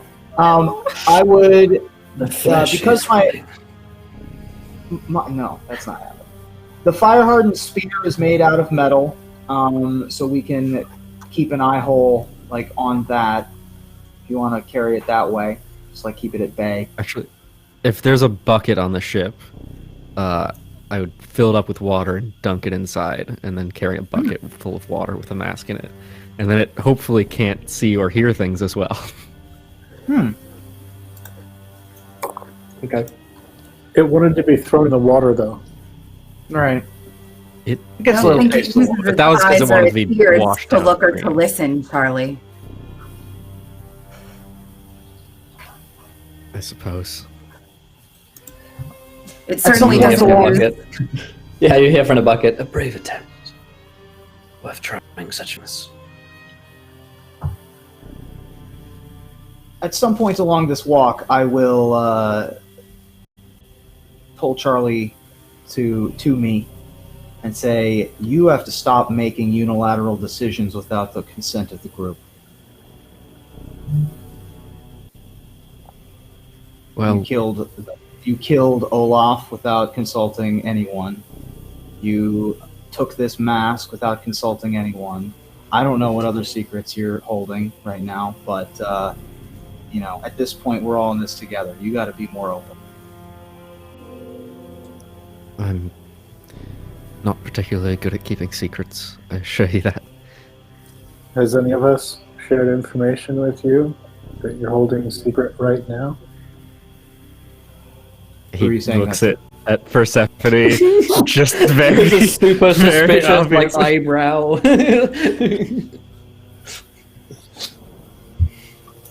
Yes. I mean, yeah. I was going to say you probably don't need an inside check to tell that Charlie isn't has something to hide here, rather. Well, when I you have was other thinking, important yes. information, when you have other important information to share, like a weird talking mask that you're keeping in your backpack like a Tamagotchi, you let us know. Please. The mask wasn't Like a what? talking until we were on the ship. was hoping it wouldn't be important until, well, hopefully Alright, after, I suppose. Well, keep it on the end of that stick. Have you learned that things that maybe you don't think are a big deal end up being very important? I suppose so.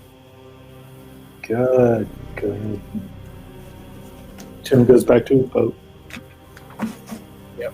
All right, let's go for a hike. Yeah, when you return with the bucket of masks. So did we. As soon as if the bucket doesn't work and it's still able to talk in it, I would just immediately give up on the bucket idea. Right. It looks between Charlie and the group people returning. Are we all feeling more forthcoming with one another now? Quite. Hey, Onward. Creepy mask. Did you hear any of the conversation between Charlie and Hilda? No, I've got no idea. I don't know any of her secrets at all. I'm definitely a trustworthy person. Not even a person. What did I tell you? When headless faces say things, you listen. Onward.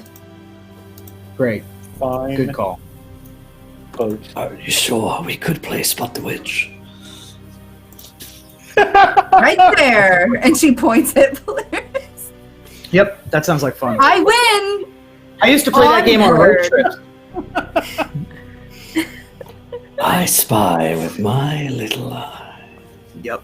Something creepy. So creepy. All right, let's go. I'm Does everybody have a library card? about that mask all week. Yeah, the mask shuts up after a little while, and you plod through the forest as promised. So it's going to take about a day to westwards to reach the library. So it's a pretty solid trek that you have ahead of you. It gets late. Is this good leeching grounds? Oh, good leeching grounds. Yeah, if you needed to refill Oh, on some leeches. Man. I do Like not that- trust a Two more single jars. leech around here. No, you don't like the leeching? I'm probably chock full of spores, man. Yeah. No thanks. Listen, I don't want a spore leech, so let's just keep going. Okay. So about time where you're thinking to making camp when it's falling dark, the mask says, "We are close now. Very close. In fact, I can sense that there are some of my companions close by. At the library, I would suspect. Fortunate. You'll have to Big deal readers? with Your friends are big readers, they are? it. One of them in particular, yes. His name is Victor. You will have to execute him. We know the name Victor, don't we? Hold on.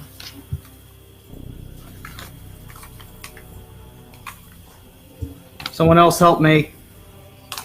That's, if Danny were here, she'd remember because it was her Dang it. end of last week. That's a ghost Yeah. story. Yeah, no, that's Guy. I don't have it written down. Dang it. Yeah, he's the ghost story that a man named Victor took his crew up this part of the river, and there was something about having killed his wife, but Sir Patrick Right. Chapman was not exactly, clear on the facts. He was Gotcha. he was riffing on it. All right. Cool. So by really close, do you mean that we should set up camp and go there tomorrow, or can we get there tonight? Half a mile away, you could reach it on foot. Oh. He is with free companions. Well, ain't you Of just the yours? most useful mask? They will need to be executed if you are to read my books. Right now, they're in my way. I mean, our way. You'd have us slaughter your own companions. Yes, I would. They're in my house, Charlie. I did not invite them there. It's very rude.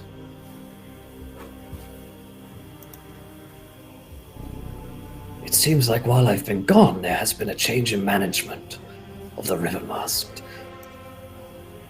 Executing Victor will be 2 birds with 1 stone. This is like when you're already you're already emptying the dishwasher and your mom is like, hey, would you empty the dishwasher?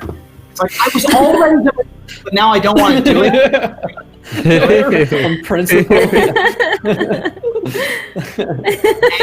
Staring at the dish rack. It's like, man, I'm just not going to do anything out of spite. Just wailing at the mask. You're not the boss of me! Right, exactly. I'm 18 now, Mask. I do what I want. Right. As long as you live Oh, in this grounded. house, you live under I these think rules. in this case, though, I would, continue forward and say something like, well, if they make aggressive action towards us, then that's a sign, but it's also just good to keep in mind. If they don't take aggressive action towards us, I don't see any reason to interact with them. We can both use the library at the same time. I would expect aggressive action, given the context clues. Of being explicitly told that we will. Yeah. Yeah. That would be the one.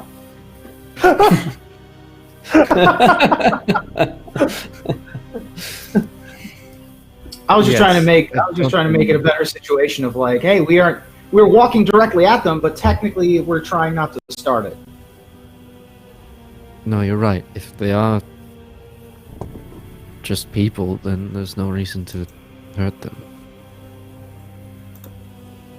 And if they do start anything, we threaten the mask. Right. I will march on. Put this simply for your Shut up, creepy mask!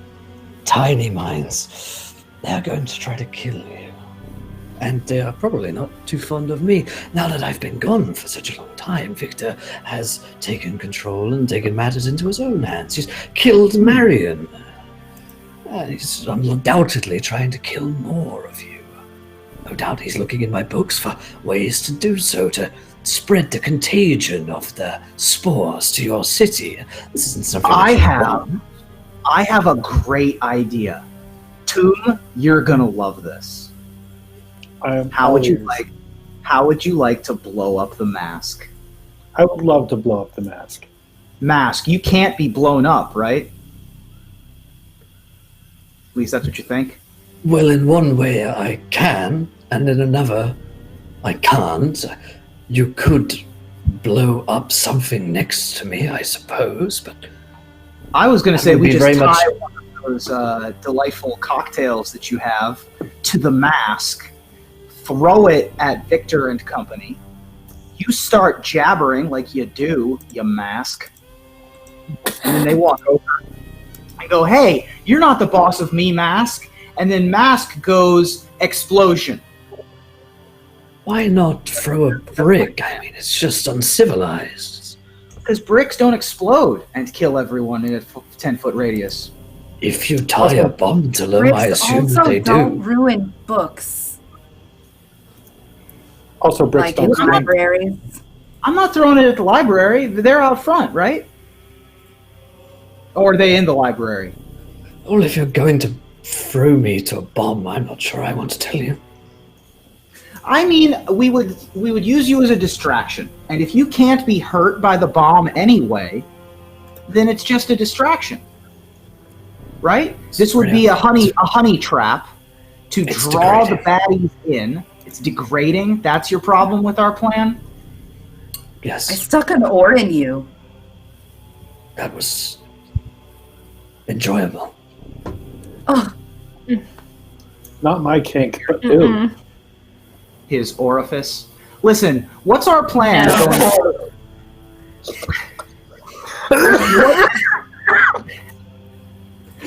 What is the plan if we're not going with sneaky death mask Molotov cocktail? how stretchy is the mask? How hard do you want to? An How excellent hard do you want to question. find out? Yes, I was waiting for you to ask that, obviously. I'm glad It's a you asked me decidedly that question. doxy thing to ask. Yeah. She would grab the mask actually from Charlie and kind of pull on it, test it. Okay, so it's not particularly malleable. It's not like a paper mask, so it feels like more like a porcelain mask. So maybe if you tried hard, you could like press in, but you might end up cracking something. Okay. Yeah. Never mind my idea. Can we I'd still like put to it- know what it a was. mask on a pumpkin? Use it as a slingshot with the Molotovs. I definitely think that throwing the mask as a distraction is the way to go. Like, if we had a cardboard box and a stick that we could put the mask under and then pull the rope to trap them in the Bugs Bunny, then that would be ideal. But I think the Who's Bugs Molotov Bunny? cocktail is way more fun. I just more want to likely get to the kill. library. Yeah, I'm gonna Yeah. paint a tunnel on the wall and put the mask there. right. Oh my I god. want to get to the library too. I'm drawing All them done. outside. I think the key to drawing them outside is the mask. If we have the mask, if they're mad at the mask, we get them outside, and then the mask starts talking like it does, and then they're distracted, and then we come in and gank them. Or just put the mask on a pumpkin, leave the pumpkin out front, and then leave. And then we're coming to listen to the pumpkin. We throw a bomb at them. That works. That's similar to the brick idea, except for with the pumpkin. But I definitely like the idea of misdirection here. I'm inclined to agree. Mask. What if I took you inside and I you really know each gave the other. men orders to come You outside? did give me dinner, I suppose. Yeah, I suppose we could try. I've been it. very good to you. We can try. I don't think Victor's going to be pleased to see me again, but why not give it a shot? I'm quite fast. He can chase Wait a me minute. out into an ambush. Hold on a second. You all will be hidden, ready to jump out and strike. He said that his people are drawn to the mask, that they're tracking us because we have him. So let's staple him to a tree and hide. I think these are different people than the people he's talking about. Can we just execute them already? Why not just slaughter them some way or another? Yes, Charlie. I was hoping you would have an answer to that question. These people Are know where these you the are? same people? Can they track you? They are also my followers. They can track me if they're trying to. One would suspect that while they're busy reading their books inside, they're not attempting to do so. While another force follows the group of us. No doubt they are following us right now. The longer we stay here, the more likely they are to catch up. And unless I have a host, I can't order them to stop. So, my suggestion is this. We kill those inside. You place me on one of their bodies, and I send my hounds away.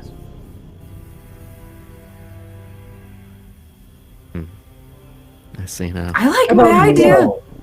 It seems fine. No. Yeah, I like Hilda's idea. Let's do that. Yep. Agreed. Guess you're coming with me.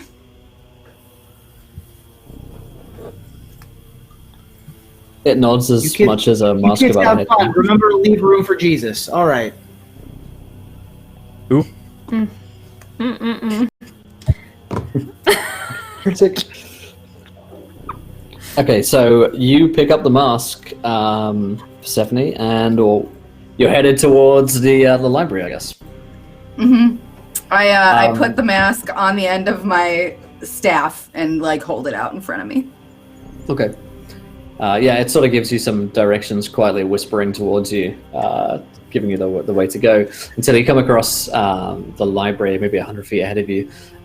It has some lights on inside. It's an old, crumbling stone, more like a mansion really than just a library, a stone building, which vines are growing up all around it and sort of dragging it down into the earth. By the looks of things, have been here for a very long time and hasn't been attended to. But there are lights on inside, and you can make out a few figures pacing back and forth through what looks to be a very great library within, with books on every shelf. And the mask says, "There, inside. You see them?" She nods. Good. Now, what's the plan next? I take you inside. You talk to the men. If they get mad, I slap you on one of them. And I run. Outside, my party is lying in wait. They'll make short work of them. By the way, if you try to sell me out again, I'll make you know about it. Why lie? You have so much power. Together, you and I will be unstoppable. Well, we'll talk about this after phase 1. Very well. Keep it on the table. Well, you're going to need to sneak closer if you're going to put me on one of them. Oh, and there is a small matter that you may have to rip off another mask for mine to be placed on. Right. I can make this happen. I believe in you wholeheartedly. I enter the library. Oh, Okay, are you they can all stop like... it. I left them,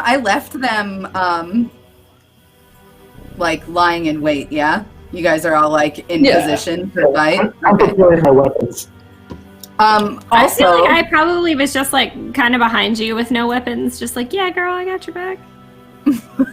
also, I don't think that I want to sneak into the library. I think I want the men to know I'm there. Okay, you want to walk bold-faced in. Yes. Cool. The door's unlocked, so you can stride right through. And you can see these 4 men are hunched over. And they do wear masks which seem to have been sewn to their faces. In the similar manner that you saw of the creatures before. Though these do seem to have more of an intelligence behind them, and their whole bodies do not appear to be flayed. If this were some kind of, you imagine this to be some kind of cult, these are probably lesser beings on the power structure of this cult, yet to be fully initiated into whatever dark rituals may be performed in here. One man in particular wears a dark red mask on. He looks to be in his, I don't know, maybe his 80s. He looks ancient, probably older than anyone you've ever seen, this man. Craggy jaw and wisps of hair, which are clearly balding away. He wears these sort of dark robes. All of them appear to be fairly well armed. It's worth noting. And they spot the mask and their eyes jump up and hands go to their weapons. And the mask says, "Why don't you introduce me?" First and foremost, Persephone is going to reach into her bag and grab out a hunk of animal fat. And she's rubbing it between her fingers. And she looks directly at the one with the red, the old man, and says, "Victor, I presume?" He darts between the mask and you. "Yes." "Who are you?" "Well, my name is Hilda. This is my friend Mask. I'm going to need you to remove yours." And Victor looks nervously between the mask and you. "I'm not sure that's such a good idea, Master." Looking towards the mask says, Victor, the time has come. Everything I promised you." And he looks between you again and the mask and slowly tears away his own mask quite obediently while the other 3 watch. And Excellent. It's This a one? very painful process. Yeah. Dreadfully sorry And- about that. And she points the staff mask end to Victor. Yeah. It's placed on, and his neck sort of like darts backwards for a moment while almost neon green energies run around his face as the mask sews itself to his face. And the master man now says, that's a whole lot better, thank you, Persephone. Hilda. Yes, of course. I forgot a great many details were omitted in our previous conversations. So the rest of you, we're gonna take a walk. I'm afraid that's not going to happen, Persephone. Hilda. You see, now that I'm back and you've done everything I asked you to, which was far easier than it should have been, by the way, I've decided to take matters into my own hands again. And I fit into this where? I'm not certain that you do, my darling. After all, you are working for the princess, and she is... well, we don't get along, you see. I'm something of a spurned prince. I'm so sorry to disappoint you, Prince Mask, but Hilda only works for Persephone. Please, call me a Darian. That is my name. I feel like we've gotten to know each other very well recently. When she looks at this man, can you just, what is he doing? Is he, sitting? Is he standing? Is he holding anything? He's standing. He doesn't seem to be holding anything in his hands right now, but it feels as though he's almost getting used to the body which he's now in. It's like he's feeling out the muscles of it again. Getting used to being inside the body of this old man. All right. She is going to reach into her pack again, grab a needle, and and she's going to step closer to him. No. I assure you I do. I can't wait. You really don't. You're going to let me walk out of this library, or I'm going to do it. And you How won't about like this? We've made deals before. We're on good terms with one another. How about this? You don't care much for those people out there that you've been traveling with, but they must die. You understand? I care very much for one of those people out there. It's me. The elf. The elf. That's difficult for me. You see, you are pawns in a war that has been taking place for a very long time between me and the princess. She's recruited you, and now to get back at her and send her a message, I really must slaughter you all. Sooner or later. Unless you have a change of heart, perhaps, and Polaris out there does too, but knowing her as I've gotten to, I very much doubt she's going to join me. Princes, princesses, pawns, I'm a fucking queen.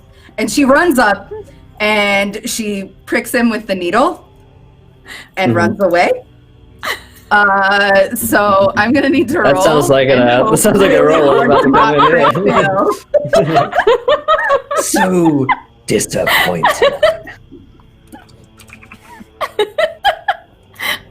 I'm so excited for you. Oh, okay. Nice. Oh, that's All a good roll. Good roll. All right, he's gonna I would suffer burn my nat 20 on 1d10 that. plus Right? 1d10 plus 4. So that's gonna be physical peril. Alrighty.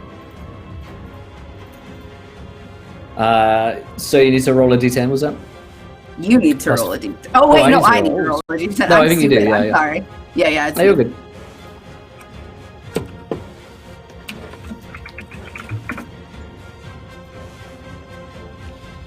So 9 peril. So 9 9. physical peril. And she's Nice. going to run Okay. out the door as best she can. What do I need to roll? You can roll me to try and escape here. We'll give you the benefit of a surprise round here, seeing as you've acted first. Let's see. Ooh, you can roll me in athletics. It's a brawn-based skill. I'm going to use my nat 20, please. That's a great idea. That's a really good idea. So here's what happens. He doesn't move at all. This man, Darian, doesn't seem to move at all as you run up to him and stab him in the neck with a needle. Instead, he kind of like cracks his neck as though he hasn't moved it in a very long time, and pulls it out like it's a thorn in the side of his neck. And then, oops, as you start running out, you don't see it, but the door melts behind you in a huge, cacophony of an explosion. Essentially, you wonder if a bomb has gone off somewhere, and you look over you, and it's more so than a fiery explosion. It looks almost acidic, like acid has instantly burnt through the wooden frame of the door where you were standing moments before. And you hear Darian call out, "Fetch them for me!" And the 3 other men begin to run out after you. You guys Lying in just wait. see her exiting the manor, and she's just like, "Trap! It's a trap! Run for the boat!" And like she's like rubbing her fingers together. So meanwhile, outside, lying in wait, prepared for just such a scenario, are our 4 companions rather. So let's have everyone roll some initiative here to determine which order everyone is going to go in. Remind me how we Which do is a that. 1d10 plus your. I don't remember Yeah, it's how to do 1d10 that. plus your initiative. Yeah, you roll d10, Oh. add your initiative value to it, and we acted in descending order. So I'm gonna roll here. I got a Which is 16. I'm sorry, you said Sweet. 1d10. That's all good. 11 for me. Oh man, it's just from 18. That's quick. Hey, You know I'm what? gonna need you guys to call these out again. So I'll ask Polaris, what did you get? I don't know. What do I add to that roll? I'm You trying had your to look initiative at my computer here. score, so it is. Let's see where in your character it is. It's on the top of the second page. Your current initiative. It's in the 3rd box. 3rd box on the middle of the page. Yeah, you guys think I have this in order. Okay, I rolled a 7, and It's I'm gonna 3 plus your tell perception you what I bonus. added. Just So, yeah. okay, thanks. Sorry, there. Thank we'll come back you to you there. in a second. Thanks. No worries. Persephone, what did you get? 17 or 16. Sorry. 16, nice. Charlie. 11. Voice. Tomb. 25. 25. Oh, 31. And Nick. 31 with initiative. Initiative skill. Oh, no, that's That's a 1d10 and it not, Yeah, 1d10, not 2d10. sorry, not a 1d100. I was like, that's really high. I think, Emma, you accidentally rolled Oh, a yeah. d100 there, so we'll add that in. That's all good. 11. Nice. And So, Nick. 13. Sweet. Muted. What did Nick get? I think it me, buddy.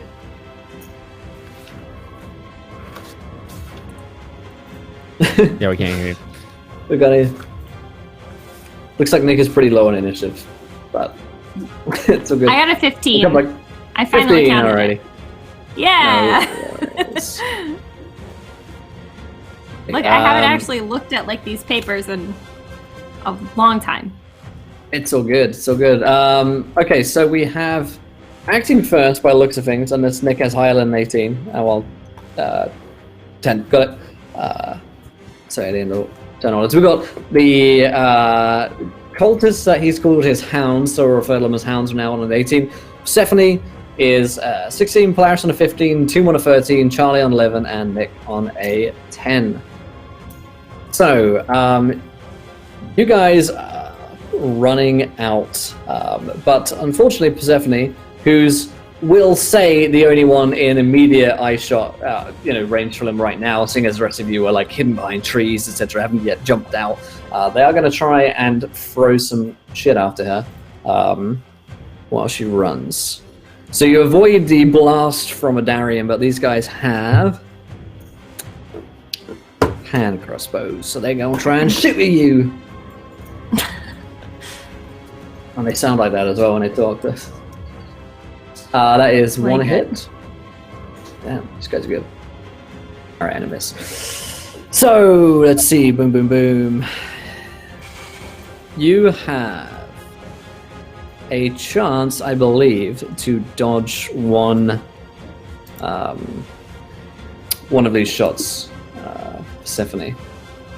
And I think that is from your dodge skill, which is on also on the second page. Did I get hit by 2? There are 2 coming at you, yeah. Okay. Two landed, 1 missed. Okay. So I believe you can dodge one of them, or at least you can attempt to, by using one of your action points to, one of your free action points to dodge. So you can roll a D100, and you're trying to get lower than your dodge, which is your coordination, I think. 62% is what I get. Nice. It's pretty good odds. Yeah. There it is. Nice. So one of the bolts just flies over your shoulder as you duck. The other, unfortunately, goes into the side of you, and it does. How did I lose this? Oh, there it is. 6 points of damage to you. I have a question. Yes. I have a spell that I can cast in an instant. Can I do that like as a counter, or is that something that I have to wait for my turn? I think that you can. I think that you can. Reactions are, in fact, 0 action points by the looks of things. So I would, if this is possible, I'm not sure the mechanic just yet. Sorry. She had been rubbing that animal fat between her fingers. She would cast handed grasp. Jeez Louise. Cack-handed grasp. And I need to figure out how. I need to roll for it, but I don't know what I'm rolling. I'm so sorry. No, it's all good. I think you roll, and we haven't done spells in a little while. I think you roll on your willpower. It's willpower, and then it's your incantation, I think. Incantation is plus into it, yeah. All right, cool. Yeah. All right, I will roll. Okay.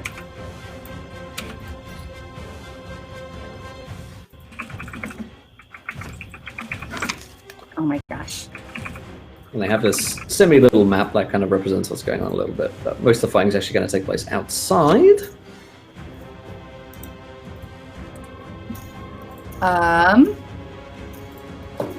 Oh yeah, I passed that with flying colors, and that one drops his crossbow. Nice. Okay, cool. So we can say that you've done that in a reaction to him going to fire at you, because it's a reaction, it's an instant, and you should be able to do it as he's going to aim. So he drops his crossbow. Now that we know how these rules work as we're playing for him, he drops it, the bolt never goes off. One of them goes off and misses, the other was going to hit you, but you dodged out of the way, so successful turn for Persephone. In fact, that was the hounds, and that's Persephone's turn. So you already spent 1 action point to dodge, and I don't think it cost you anything to do that instant, but it may have done to cast that spell. It might be an action point. Okay. So you're either at 2 or 1. Your spell probably says... Oh yeah, if you're in combat, 1 AP per level. Yep. So you have 1 action point, which basically means you could run, or you could turn and shoot, or do something like that. Nice. I'm gonna run. So he's been your action point to run. And as a reminder to us as well, because it's been a little while since we played combat, you have 3 action points for the round of combat. They reset each round. If you save them, they don't stack. So if you save 2 action points, you don't then have 5 the next turn. You still have 3. You can use them on other people's turns. For instance, you use an action point to parry or to dodge an attack. So a good idea is to move, attack, and spare an action point in case you get hit. So that's sort of what the economy looks like there. Polaris, it's your turn. You're hiding behind a tree, and you see these... Right, okay, yeah, you see her running towards you as 3 of these masked men shoot at Persephone. Okay. Listen. If there's some bad guys shooting at my best friend, I will try to stop them. Alrighty. Thank you. I'm gonna use this petty magic spell called Call Lightning. Nice. I think. Okay, so if I successfully cast it, my foe suffers 1d10 and my wisdom bonus damage and are knocked prone. So I roll willpower, and then I have 2 ticks and incantation. Cool. Right? Yes. So Okay, they give you, I think it's +10, it could be +5. I'm mixing up games. Okay, so I rolled a 46, and I'm actually a 52, and I have 2 ticks. Nice. So I think I did it. Definitely a success. Wonderful. Okay. Definitely a Okay. success. Okay. Perfect. Okay, and then they take 1d10 plus my wisdom bonus, so that is a d10. Oof. So that's 8, and then my willpower is what I'm trying to say. Mm-hmm.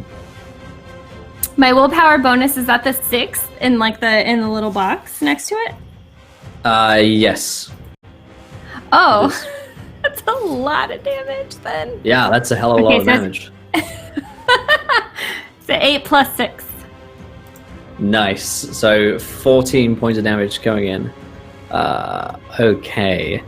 So the thing with magic is that it's super powerful, but when it goes wrong, you will die. So that Polaris keeps casting. Not this time. So does it hit one enemy, or does this hit multiple enemies? It's petty magic, so I don't think I can Okay, do that yeah. much with it. Yeah, I think it says might any say one if it person you targets can see. Any one person, yeah. Yeah. Cool, perfect. So you, a reckless man with bolts of lightning which comes out from your fingertip, and you hear him screaming as he roasts in his armor. He's not dead, despite the punishing attack, but you see him almost like moaning from beneath his mask. He's clearly in a great deal of pain. Well, don't mess with my best friend. Right. Do you want to do anything else with your other action points? I don't think so. Maybe, in fact, I think I would move a little bit closer to Persephone just to try to, protect her and make a little force field with her. Okay, sweet. All right, that swings things over then to Tomb. Yeah, I'm gonna bomb the hell out of him. This seems like a good idea from the start. Finally, there are bombs. Okay. What do you roll to bomb someone? I have no idea. Let's let the TSA aren't listening. Yeah. Let's see. It's a bubble bomb. It's a trapping. It is probably a combat, and it's probably a simple ranged or martial ranged. You probably take some one of them. And I'm guessing simple ranged. So it's a combat bonus roll with any ticks that you have in simple ranged. Okay. To set off this, basically a Molotov, right? Oh boy. That seems like it's gonna hit. That's absolutely gonna do it. That sounds pretty damn good. What's the damage like on a bomb? That is not actually indicated on my sheet. Oh, okay, let's go searching. In the rule book. because it's probably going to hurt. A huge rule book. We'll be here for an hour. There's definitely a. It's definitely at least a D6. Let's check. I have it. You got it? Yeah. If distance is the distance short, medium, or long? If you're staying where you are, it's probably a medium. Yeah. Okay, Medium so that's 12. Wow. Nice. And does it have a radius on it as well? Actually, no. The damage is actually none. It's just a big boom. So it's just like a distracting kind of bomb, like a flashbang sort of deal? Pretty much, yeah. Okay, cool. Does it say that it has any other effects aside from It's fiery, volatile, and ineffective. Huh. Interesting. Okay. At the very least, these guys are going to need to spend an action point to try and pat themselves down from the flames, and they're certainly distracted by that. Right. Okay. Is there anything else you'd like to do, Tim? I think you still have 2 action points to play with. I'm going to hold them. Okay. Then things swing over to Mr. Barber. Great. Is the mask, formerly known as Victor, visible? He's stayed inside the library and sent the hounds out to get you. Presumably he's still in there somewhere. Actually, what was his name, Will? I completely forgot to write it down. He called himself a Darien, which Thank you. I'll put in the fancy grounds now. Darien. Is the library accessible, or is it just completely? Is the entire thing just melting? You'd have down? to get through them. The door's melting, but the rest of it seems like it's structurally sound and not being destroyed in any way. So you would probably have to get past them. They are on fire, so they wouldn't get an attack of opportunity against you. So in this case, I'd say that you could spend an action point to at least get to the doorway of the library and take a peek in. Yeah, I'll do that. Okay. Yeah, you poke your nose in and you see Adarian. You recognize the mask as being the one that you had before, and he's he's sort of like poring over a book, and he looks up as he sees you. Ah, Mr. Barber. I was wondering when you might arrive. And I was wondering when you would betray us. I didn't think it would be this soon. Nice. You made it all rather too easy for me. Now, I'm going to be taking this book and leaving. I've got work to do. But send the princess my regards, if you survive. I'm sure we'll see one ever again. I don't think you're going anywhere. And I'm going to run at him, and I'm going to try and stab him. All right, sounds like a charge. Which gives you a, I think, I'm gonna have to go and look. Extra But I think fury it gives die you like a damage, plus. Yeah. Yeah, plus fury dice. Extra D6. Nice. All right, so for the attack, this is a combat melee test, right? It is. Yeah, it's a combat with a pretty simple melee. That's not gonna do it. You know what? Yeah. Fuck it. I'll use my nat 20 if I can. Yeah, sure. So roll Sweet. a damage. All right, so how do I know what my damage die is for this? Is it on the weapon? It is under weapons. You have weapon, then skill, load, handling, distance, then damage. Yep. It's probably something like a D6 plus a D6 fury die. Yeah, I think that's what it is. For using a crit, do I get an extra fury die or something? The crits don't have any mechanical damage bonus, but they do give you a like a GM's enhancement, I guess, for rolling criticals. Sweet. I don't need any bonuses. That's those explode, Yikes. right? Yeah, both of them explode. So that's 20 damage. Also, he has to resist with toughness or start to bleed. if he's not already Nice. He'll dead. roll a toughness. He rolled a 21, so does succeed. You stab him with the blade, and it like cuts through this old man's neck, and draws out this huge gout of blood, to which he snarls at and starts holding a hand to the wound. As it comes away, he smears the blood over the mask in distaste. You're going to regret that. Charlie, see you've if I still do. got an action point, I think. I used 1 to run up there and 2 to charge, so. Oh, you're right. Yeah, you're right. Okay. Alrighty. Let's see. We have Mad Rogue donates £3, and who's he giving a crit to? A new crit for Charlie. Thank you, Mad Rogue. Sounds like that may be necessary here. Let's see. Alrighty, Nick. Do we have Ruben back on the audio? I can't hear Ruben.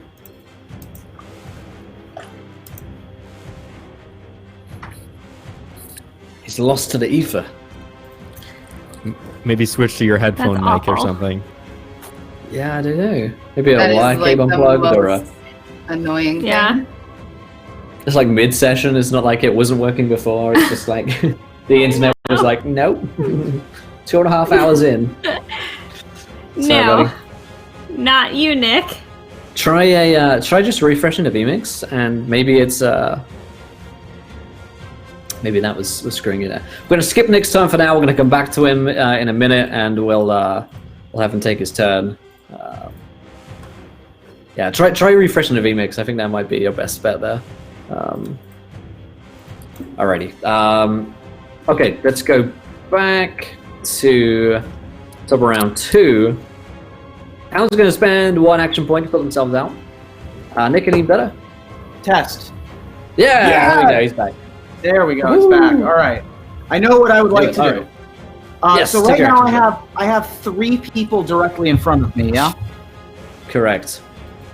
And the remainder of the party is behind me, I guess. Yes. Aside from Charlie, who's ran inside the Run library. forward.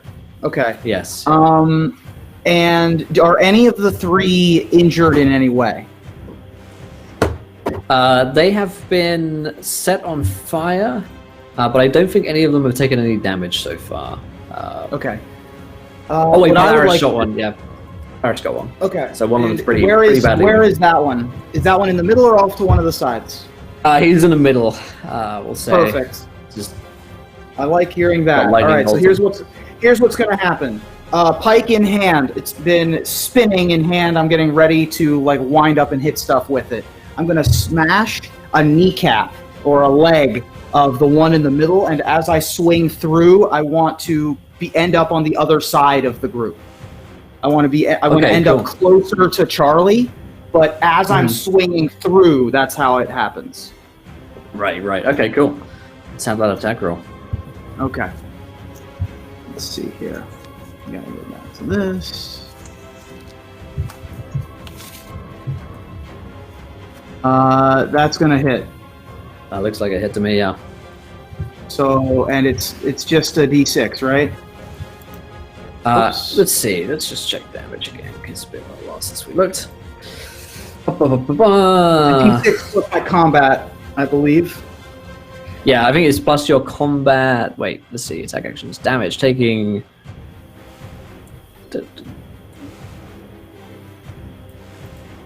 Wait, didn't it say that? Oh, damage is D6 Fury plus combat bonus. Yeah, you're right. So just one D6, yeah? Yeah, 1d6, and then if you were to charge, yeah. Okay. That's what gives you. So that's 2 plus 5, so 7 to that one. 7. Nice. You slice through him, and this is the one that's been already bolted with lightning.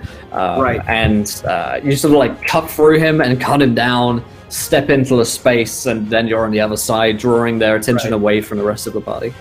So I'm using the pike, not as it's intended, but the pointy end slices right through where the lightning hit anyway and sort of is able to sort of split open the gash a little bit more. And now I would like to be on the other side of them, closer to Charlie, but still facing the 2 baddies as opposed to Andarian. Yeah, you can have spend a move action point to move up there, the Yep. attack to cut them down, and your third action point to move through them and be closer to Charlie. Great. That's what I want to do. Perfect.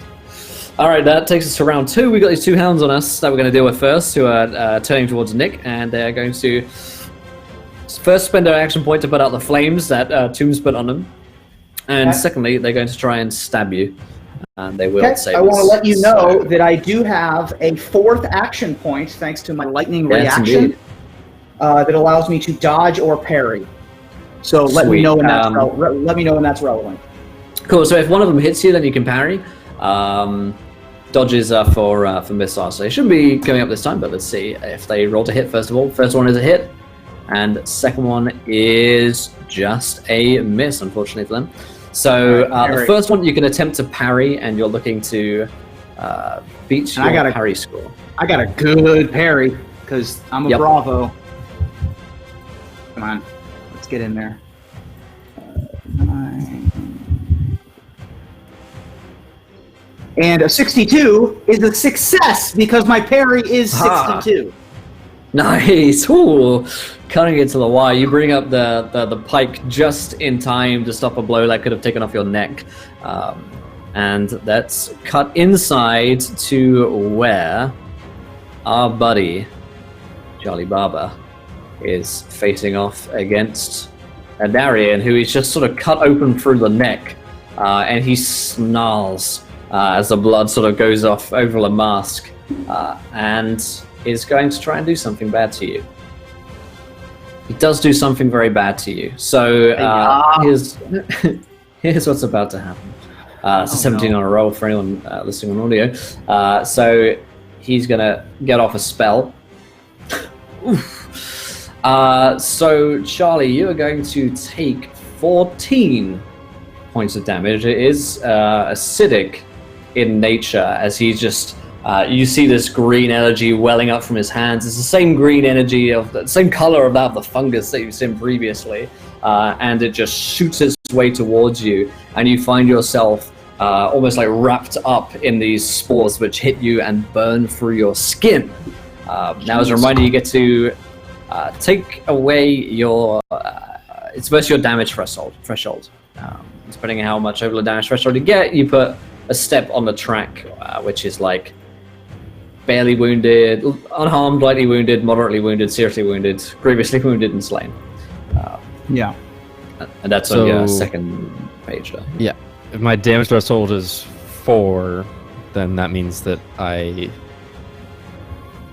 still That's your take- first damage threshold? Correct. What's your second? 10. What's your third? 16. I Okay. think that's how it Okay, works. so you are So two. moderately wounded. Yeah. Great. So 2 tracks on the damage condition track because it hit Jeez. on the second one of your damage threshold. But it didn't hit the third one. If it had been, what was it, 16? That was your third one? Then you would have Yeah. been seriously wounded. So you Seriously can see wounded. that. So now you're moderately wounded. If you were to take another 2 tracks, if he were to hit you again, you'd be grievously wounded.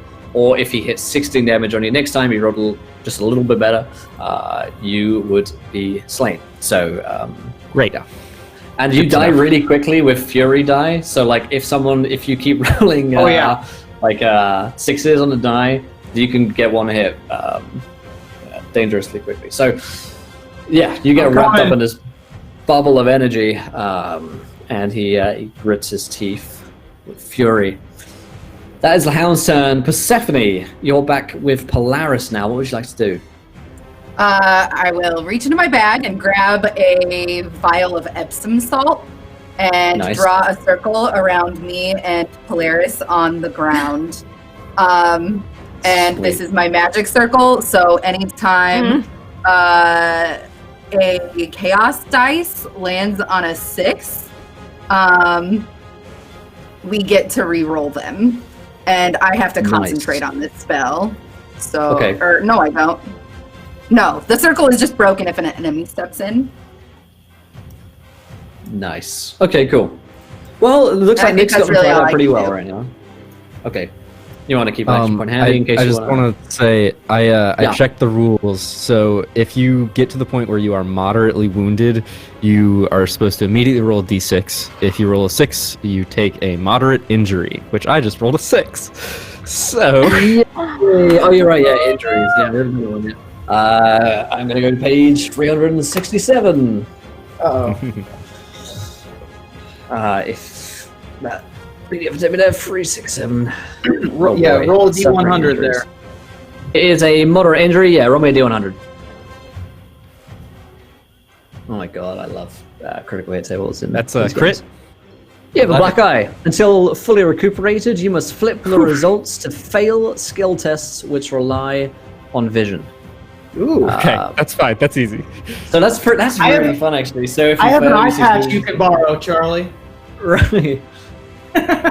So this Wait, this so necrotic is- energy. This Is combat I think the results- vision-based skill test?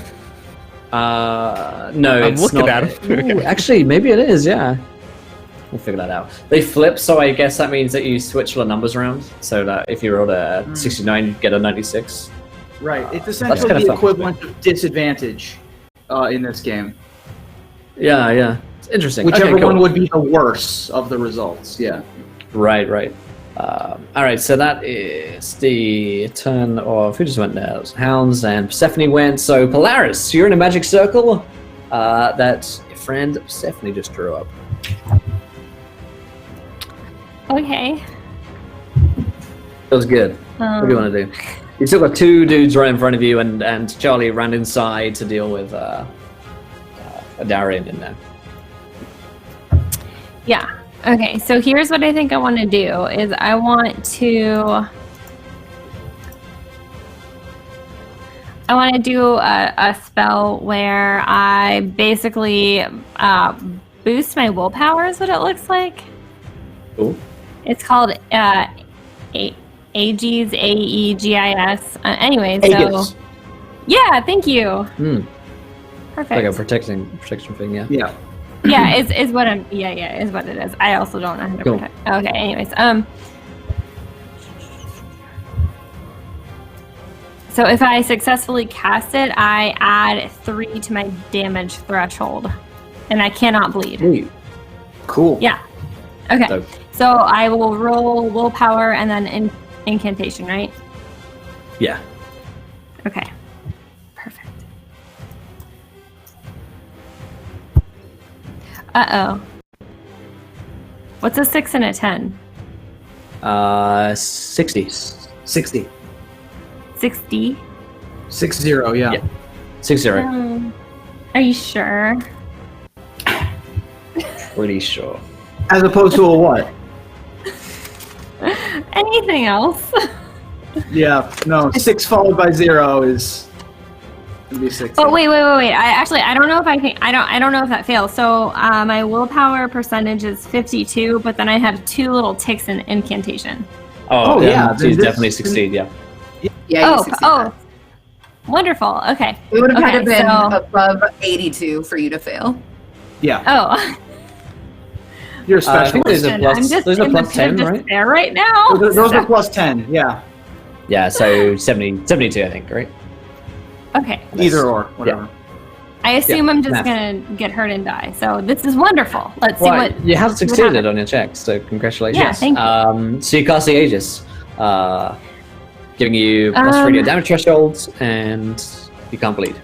So if there was a foe. No, I'm looking at the wrong thing. So yeah.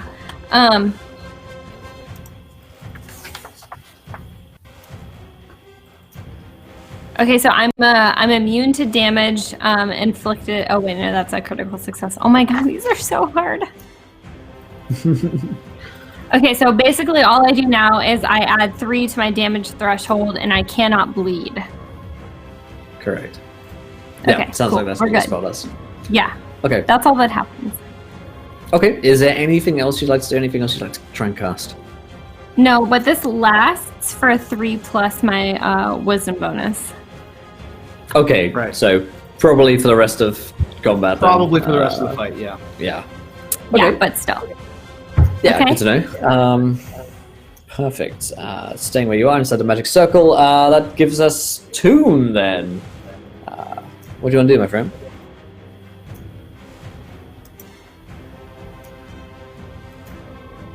Tomb, it's your turn.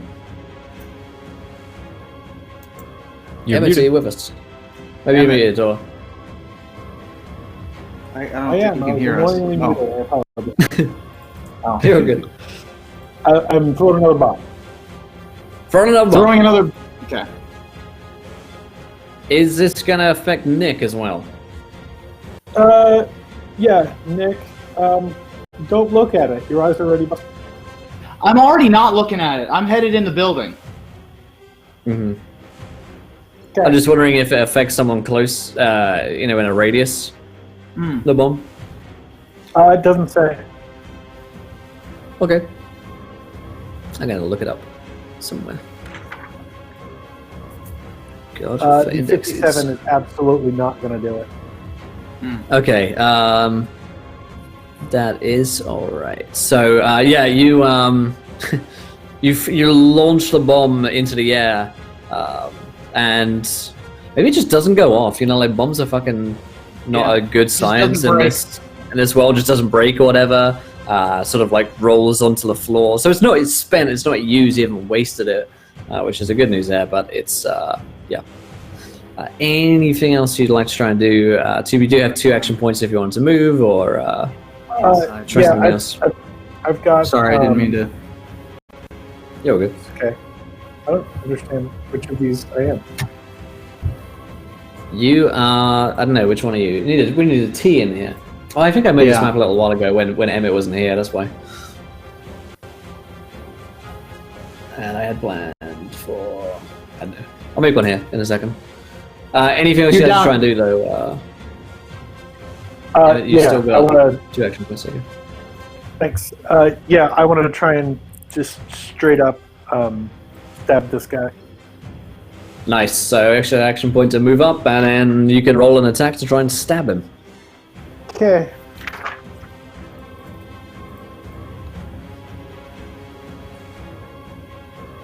Ooh, that looks good. 3, yeah.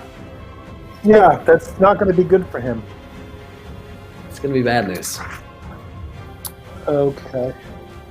And, the damage on that is 3. Okay, and it adds your combat bonus. So it's combat bonus plus a d6, I think. Okay. So, And as heroes, you get a fury die on every one of your attacks. So well, let me get the damage out first. okay, Oh, 4. okay. But I get to roll a 1d6 fury die. Okay. Because I have Fey Treachery. My Nice. first successful attack action against a foe adds a 1d6 fury die. Oh, dope. That's awesome. Nice.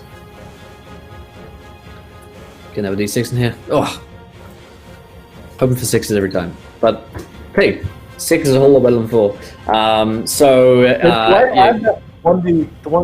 I add that 1d6 fury die of heroism to that? Because he rolled that. The one he just rolled is the Fey dice.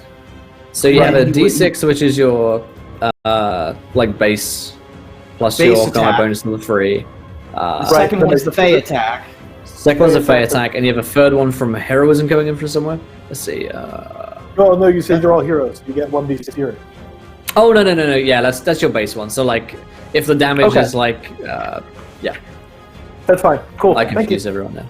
Yeah. Okay, Charlie, Mr. I'm just Barber. making sure if I do any more damage, I was gonna do it. Hey, yeah, no, it's worth asking. Mr. Barber, you are moderately wounded and you have a black eye, which, when you put it that way, doesn't sound so bad that you're facing off against an evil, masked magician. It's true. It could be much worse. I'm going to go ahead and attack this guy again. All right, let's give him a stabby stabberoo. So did you say that this does count as, like, the black guys give me disadvantage on this, or no? I actually don't know if. Is the attack a What did it skill? say? Is it a sight check? Yeah, I don't know if it's counted as a it's like- skill or yeah, a it's like a attack combat. roll. A different No, rate, so I would- we'll say no for Yeah. now. I think on a Yeah. if you were shooting something, yeah, but he's like close enough where like you just need to stab the dude, you know. That's fair. Right. It doesn't matter. I rolled a 95, so Yeah, that's not gonna ain't gonna do it. But I'll make a second attack. But the good news is that's Okay. an A. You got a 95 on a test. That's a That's good true. thing. It's a great test score. And that is a 76. Also fails. But I did get another nat 20. I'll So use that. typically, what I'll advise is that you call the nat 20s first. But seeing as we're getting I used to will- it still, I will not do feel that. free to use it now. Yeah. So I'll let you use it in this case. No. I'm gonna save it. Honestly. We're gonna because die. if You I should need use to it. dodge him, that's gonna end up being more important. I agree. Right. Good Yeah. call. Okay. Good call. That swings things over to Nick then, who's still dealing with two of these hounds, one of which has been attacked by Tomb and is wounded a little bit, and the other All right. one is, as of yet, unscathed. How close am I to Charlie and the other guy and Adamantine?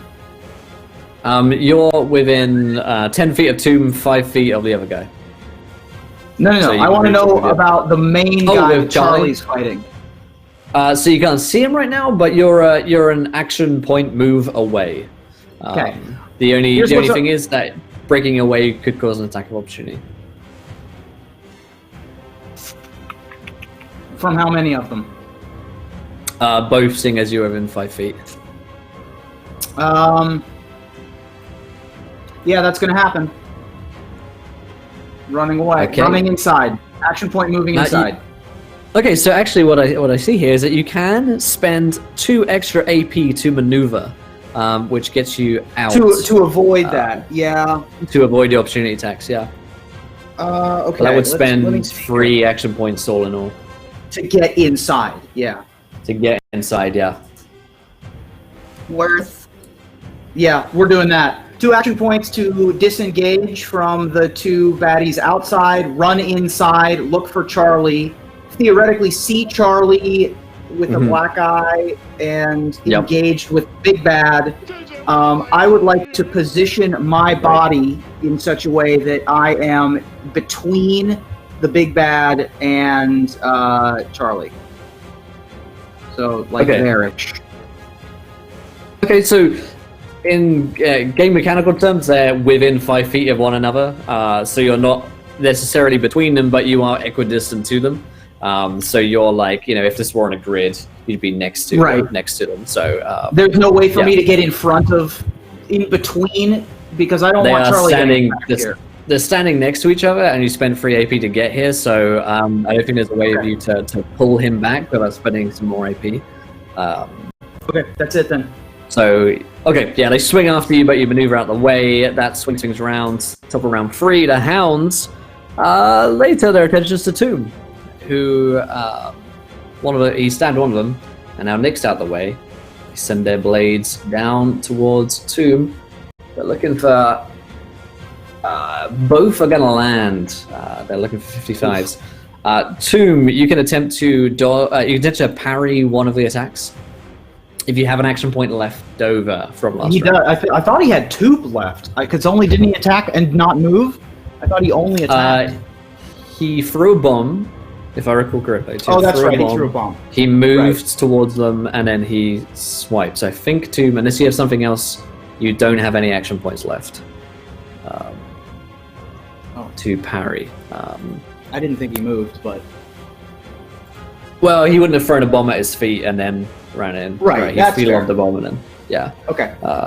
So both of these are going to land. Let's do some math. So both of them, in fact, nice. Both of them deal 6 damage to you. That's the standard damage on their sabers.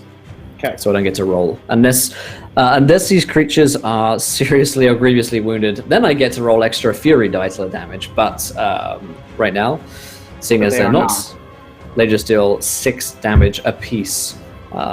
So rather than bundling that up into 12, you do the 6 separately. So maybe that sets you back 1 on your damage track each time, Tomb. So Tomb may be moderately wounded as well. What?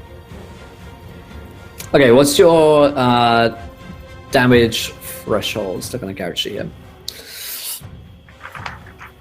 So you got a damage threshold, which is your like set, and then there's +6, +12, or something like that.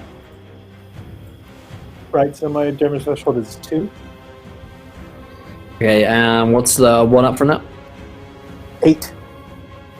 Okay, so luckily for you, you take 2 tracks on the damage condition track, 1 from each of them. So you are now moderately wounded as well, Right. like Charlie. Oh. I'm lightly, D6. so I took 2, right? You were unharmed first of all, then you're lightly wounded, Okay, then you're so moderately lightly wounded. then moderate. Okay. Yeah, So you need me to roll you a d6? I do. I don't want to. Well, sadly. It's okay, just don't roll a 6. Yeah. Oh, it's easy. thanks for jinxing me. Hey, no Easy. sixes, no ones. So you do not get an injury, luckily for you. Meanwhile, inside, Adarian turns to look at Nick, who's just ran into the room. He's going to try and do a spell arena on him. And luckily for you, he rolled a 97 and really failed. Excellent So he. I'm kind enough, by the way. I'd like it to be known that I'm benevolent enough not to use the 2 nat 20s here to murder you guys. I appreciate your letting us. I would like to know that I definitely thought about doing that. Thank you for not literally ruining the show on purpose. It's whatever. This is how I have fun, okay? He zaps a burst of acid That's a just weird over Nick's game, shoulder as he comes into the It's a room. weird game. What can I say? I hate fish and I love killing my show. So he is the way that I see this is that he attempts to do the spell, but since I'm right there, I'm able to sort of maneuver it out of the way with my arm. for sure, yeah, you can dodge out of the way. He Very is- theatrically, too. Just like, yeah. He is deeply upset. Looks He's between the two of you. He's broken got a- away from you. Right.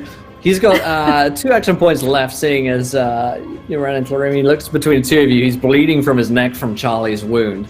And he hisses out, "Fine, but next time I will hunt you down, Charlie Barber." And you watch as he just like rips out the muscles from his neck with his bare hand, and with the just like tendons from his neck. He begins to chant under his breath, casting some dark ritual, and he essentially his whole skin evaporates into blood, and it descends and it gushes down onto the floor, and even the mask is gone as he essentially Man. gets a spell to get out of here, spending the rest of his 2 action points to do so. However, he has left his book and his library behind. Now you've only got these 2 other hounds to deal with. Right. It is Persephone's turn. You mean Hilda? Oh yes, of course. Who? That other Golly, person. Game master. Yeah. Let's play Spot the Witch.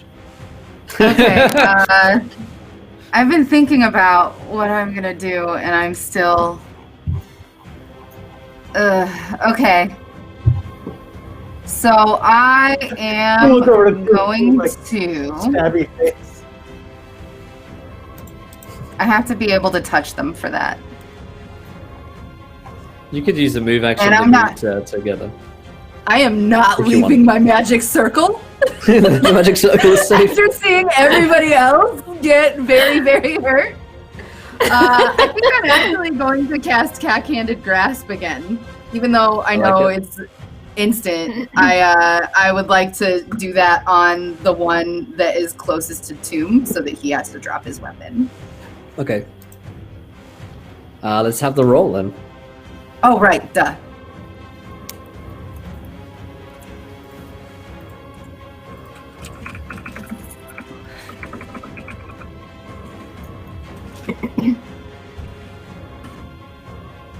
Ooh.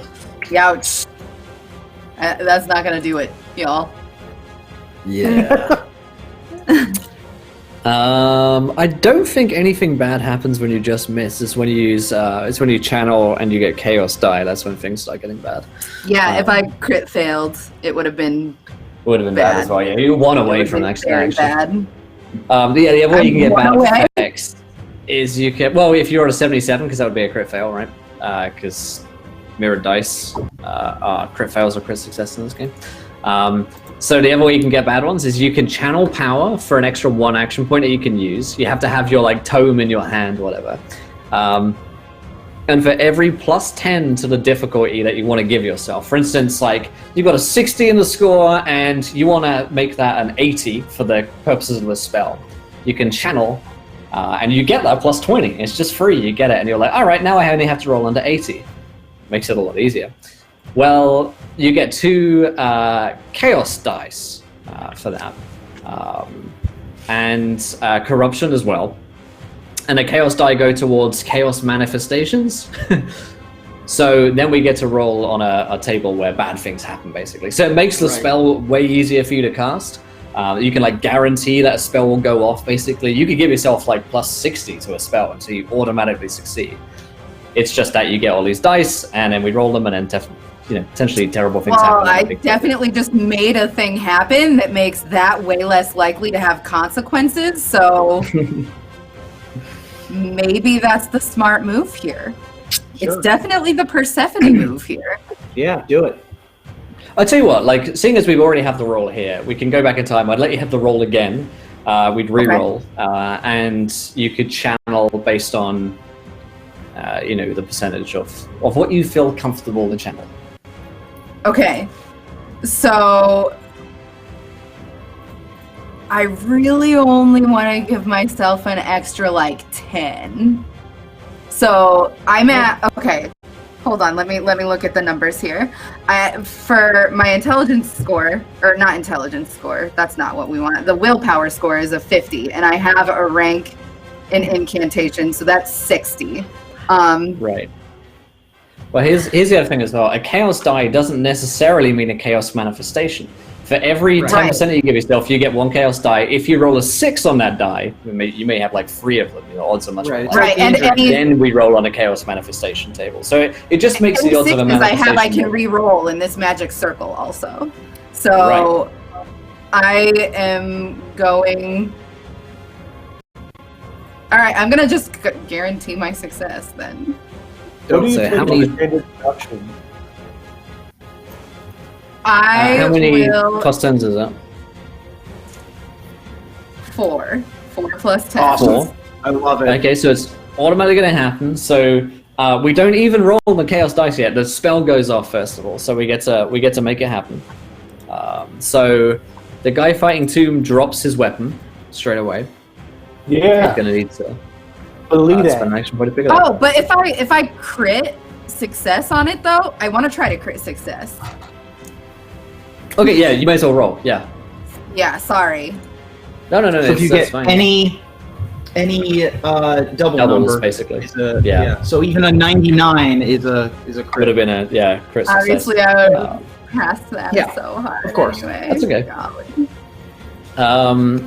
Okay, like where we're so the spell goes off. He drops his weapon, curses, tries to fumble around in the ground, and now we get to roll 4 chaos dice. So roll me 46, and we're looking for 6s, ladies and gentlemen.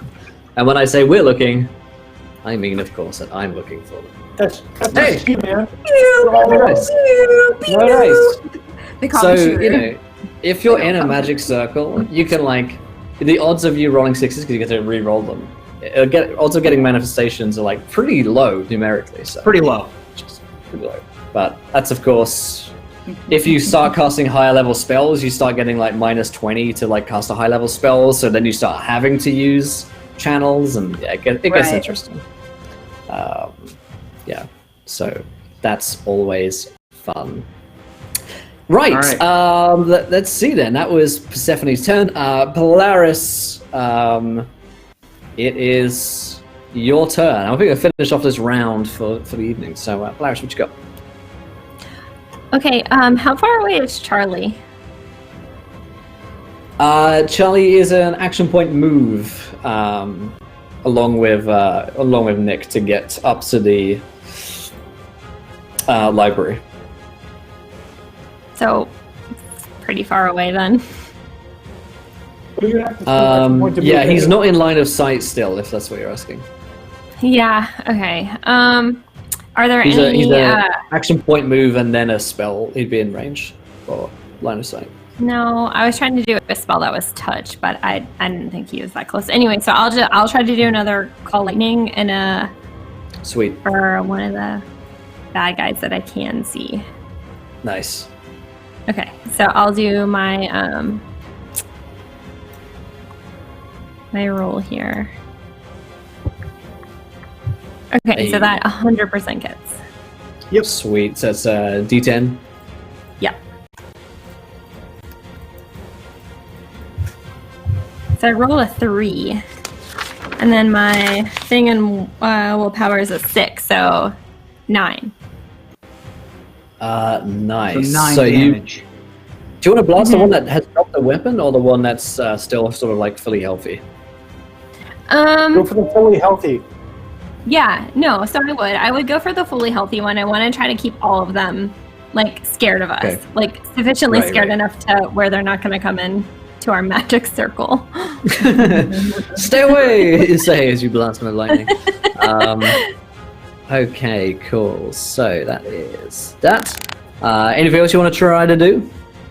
No, not really. I think I would just stay close to Persephone. Right. Okay.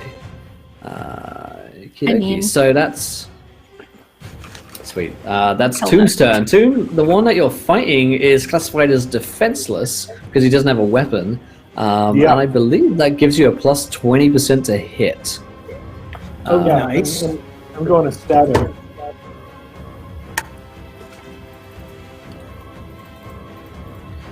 Give him that stabberino.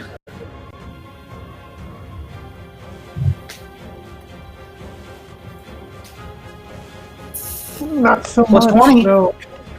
Plus 20 to Oh, hit. yeah. It's 20, yeah. That only gets me to 55. And Ah. my stiletto needs a 35. Yikes. Damn. Damn, that's... Well, I get 3 points, right? And Yeah, You get like, 3 action points. 3 action points. All right. Can I just use my D20 to roll the next one? Yes, I think you can attack twice in a turn. Unless I'm super off base, Yeah, you I'm can. pretty sure you can. Cool. Yeah. It doesn't say I'll you use can't. my- You don't even need to spend your D20. You can just do that, right? Right. What Yeah, I'm you have saying to- is, I would have to roll. Do you wanna for use it? Can I use Right, oh, right, you're yeah, gonna yeah. use it to auto hit. Yeah, Yeah. that's Right. Yeah, absolutely, yeah. Yeah, that's what I want to do. Amazing. So let's roll that damage and we'll just slap that damage on him. It does the damage of 3 Plus your plus my d6. 3. So, right. Okay. Yeah, sorry. No worries, still getting used to the combat. Nice. Stab him in the face hole. Can I get, pilot or something? These round ones. Oh, I don't get a fury die because I've already hit him. Okay. correct. Yeah. But that first turn advantage is pretty big, actually. All right, you stab him. He's not dead, but he's certainly closer to death at this point. He's very close to dying. In I fact, use my third oh yeah, you got a third point. You can attack him 3 times. Yep. The only reason you might want to keep one is if you're expecting him to attack you and you want to parry, etc. Right. I don't. I'm expecting him to die. No, Mr. Bond. I expect you to die. Oh, that'll absolutely That'll do hit. it. That'll nice. do it. When I killed for king and country. But I'll admit, killing you would be a pleasure. That's not gonna do it though. Okay, but it adds my 3. right? Not gonna kill him, that is. It's certainly gonna hit him Right. and hurt him. He is, to be frank, death is imminent to this man. You just haven't Excellent. quite severed the life from him yet. Mr. Barber, it is your turn. You're with Nick, and there is blood everywhere on the floor. Some of it's your own, but most of it is a Darian spell. I'm going to grab the book before I do anything else. Okay. You can definitely grab the book. That's a uh, free interaction to pick it up. All right, sweet. And then I'm going to run outside and get to one of these things if I can. I don't know if that's 1 or 2 actions. Yeah, it's an action point to. You can spend 2 AP to charge, or you can spend 1 action point to move and 1 to attack. It's really up to you. I'll charge. Why not? Yeah, well, fuck it. Extra fear dice, nice. Yeah. He's also still defenseless. He hasn't had a chance to pick up his weapon yet, so plus 20. Sweet. 49. 49. That is a 42. That misses. Oh wait, no. Unless he Yeah, that hits. is there plus 20? That hits. Yeah, plus 20. Okay. Yep. Sweet. This one's a plus 20. And it's 2. So it's like your dice. 2d6, yeah. Alright, so that's 4, and then Alrighty. plus my combat bonus is 5. Alrighty. He's dead before he can even pick up his weapon. Whoa! Figured it. Amazing. I One left. I rush forward with my my barber's razor, and as he's just sort of bending down to pick up his weapon, I run up behind him and quickly bend down and just reach around and slit his throat from behind. Nice. He dies silently, and it is Nick's turn. Is it an action for me to? I know that you, as the game master, said that the mask is gone and that all of that is gone. But is it an action for me to look around and see if there's anything around that's left? Yeah, Or you is can it- spend an action point to have a quick investigate. You can roll me a perception awareness. I want to do that because I just feel like I would regret it if we left anything here. 87 ain't gonna cut it though. You don't spot anything. Charlie's taken the book. That was the most immediate thing. There's blood everywhere, so it's like pouring through. Yeah, you don't want to get too much into that. That was action number 1. Action number 2, move outside. Okay. Action number 3, kill this other idiot. This is the armed one. That is correct. Yeah. Yeah. Okay.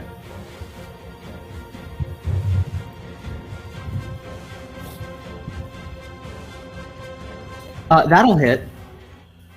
That'll do it. Oh yeah. With a 5. So this is with the pike, and it's just a normal hit. So that'll be 10. 10 of your finest damages. Ooh, that is tasty. That is tasty indeed. He takes it like a champ as you stiff him with the pike, and sort of like you have him on the end of your pike. He gasps out a breath, still alive, just about. I think we'll try and finish this up here in the last 5 minutes or so because he's about to die. I want to give someone the satisfaction of murdering him before we wrap up. So he's going to take a turn. He's going to swipe at Nick before Death takes him, and he rolled a 66, which unfortunately for him is a critical failure. So not only has Nick got him on the end of his pike, but now he's like slipping in the mud. In his attempt to try and swipe at Nick, he sort of goes further into the pike, and you can hear a lung collapsing as he does so. Persephone, this man is close to death. Looks like coup de grace time. What do you want to do? What are the rules for throwing my dagger at him? It is a combat-based skill, and it's a simple ranged. Any bonuses in simple ranged. Okay, let me take a look.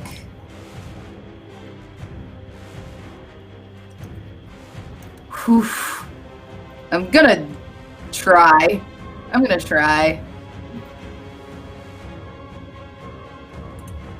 I need a 37 or lower. Oh, do you want to... Oh, yeah, okay, yeah. I was going to say, do you want to channel, but you're not casting spell. It's cool. Oof. No love. I miss. Yep. Swings out into the darkness and hits again, classes against the the library door. You've still got more action points if you want to keep trying. You know what? I will charge him with my spear, or not a spear, my staff. I will charge him with my staff. Okay, that's 2 action Can points. I? To charge. With 2 action points? Okay, and I can still attack Yes, him? Okay. Yeah, so the charge action itself assumes the attack goes into it as well. Okay. All right. I need to hit a 47. Believe. You just have to believe. It's basically a coin. A coin flip. Jesus Christ. Oh my no! God! Oh my God, no! That's a 99. Almost the worst roll you can make. In fact, it's kind of worse because it's a critical fail as well. It's so that's much fun. worse. Yeah, It's literally so the worst roll in the game.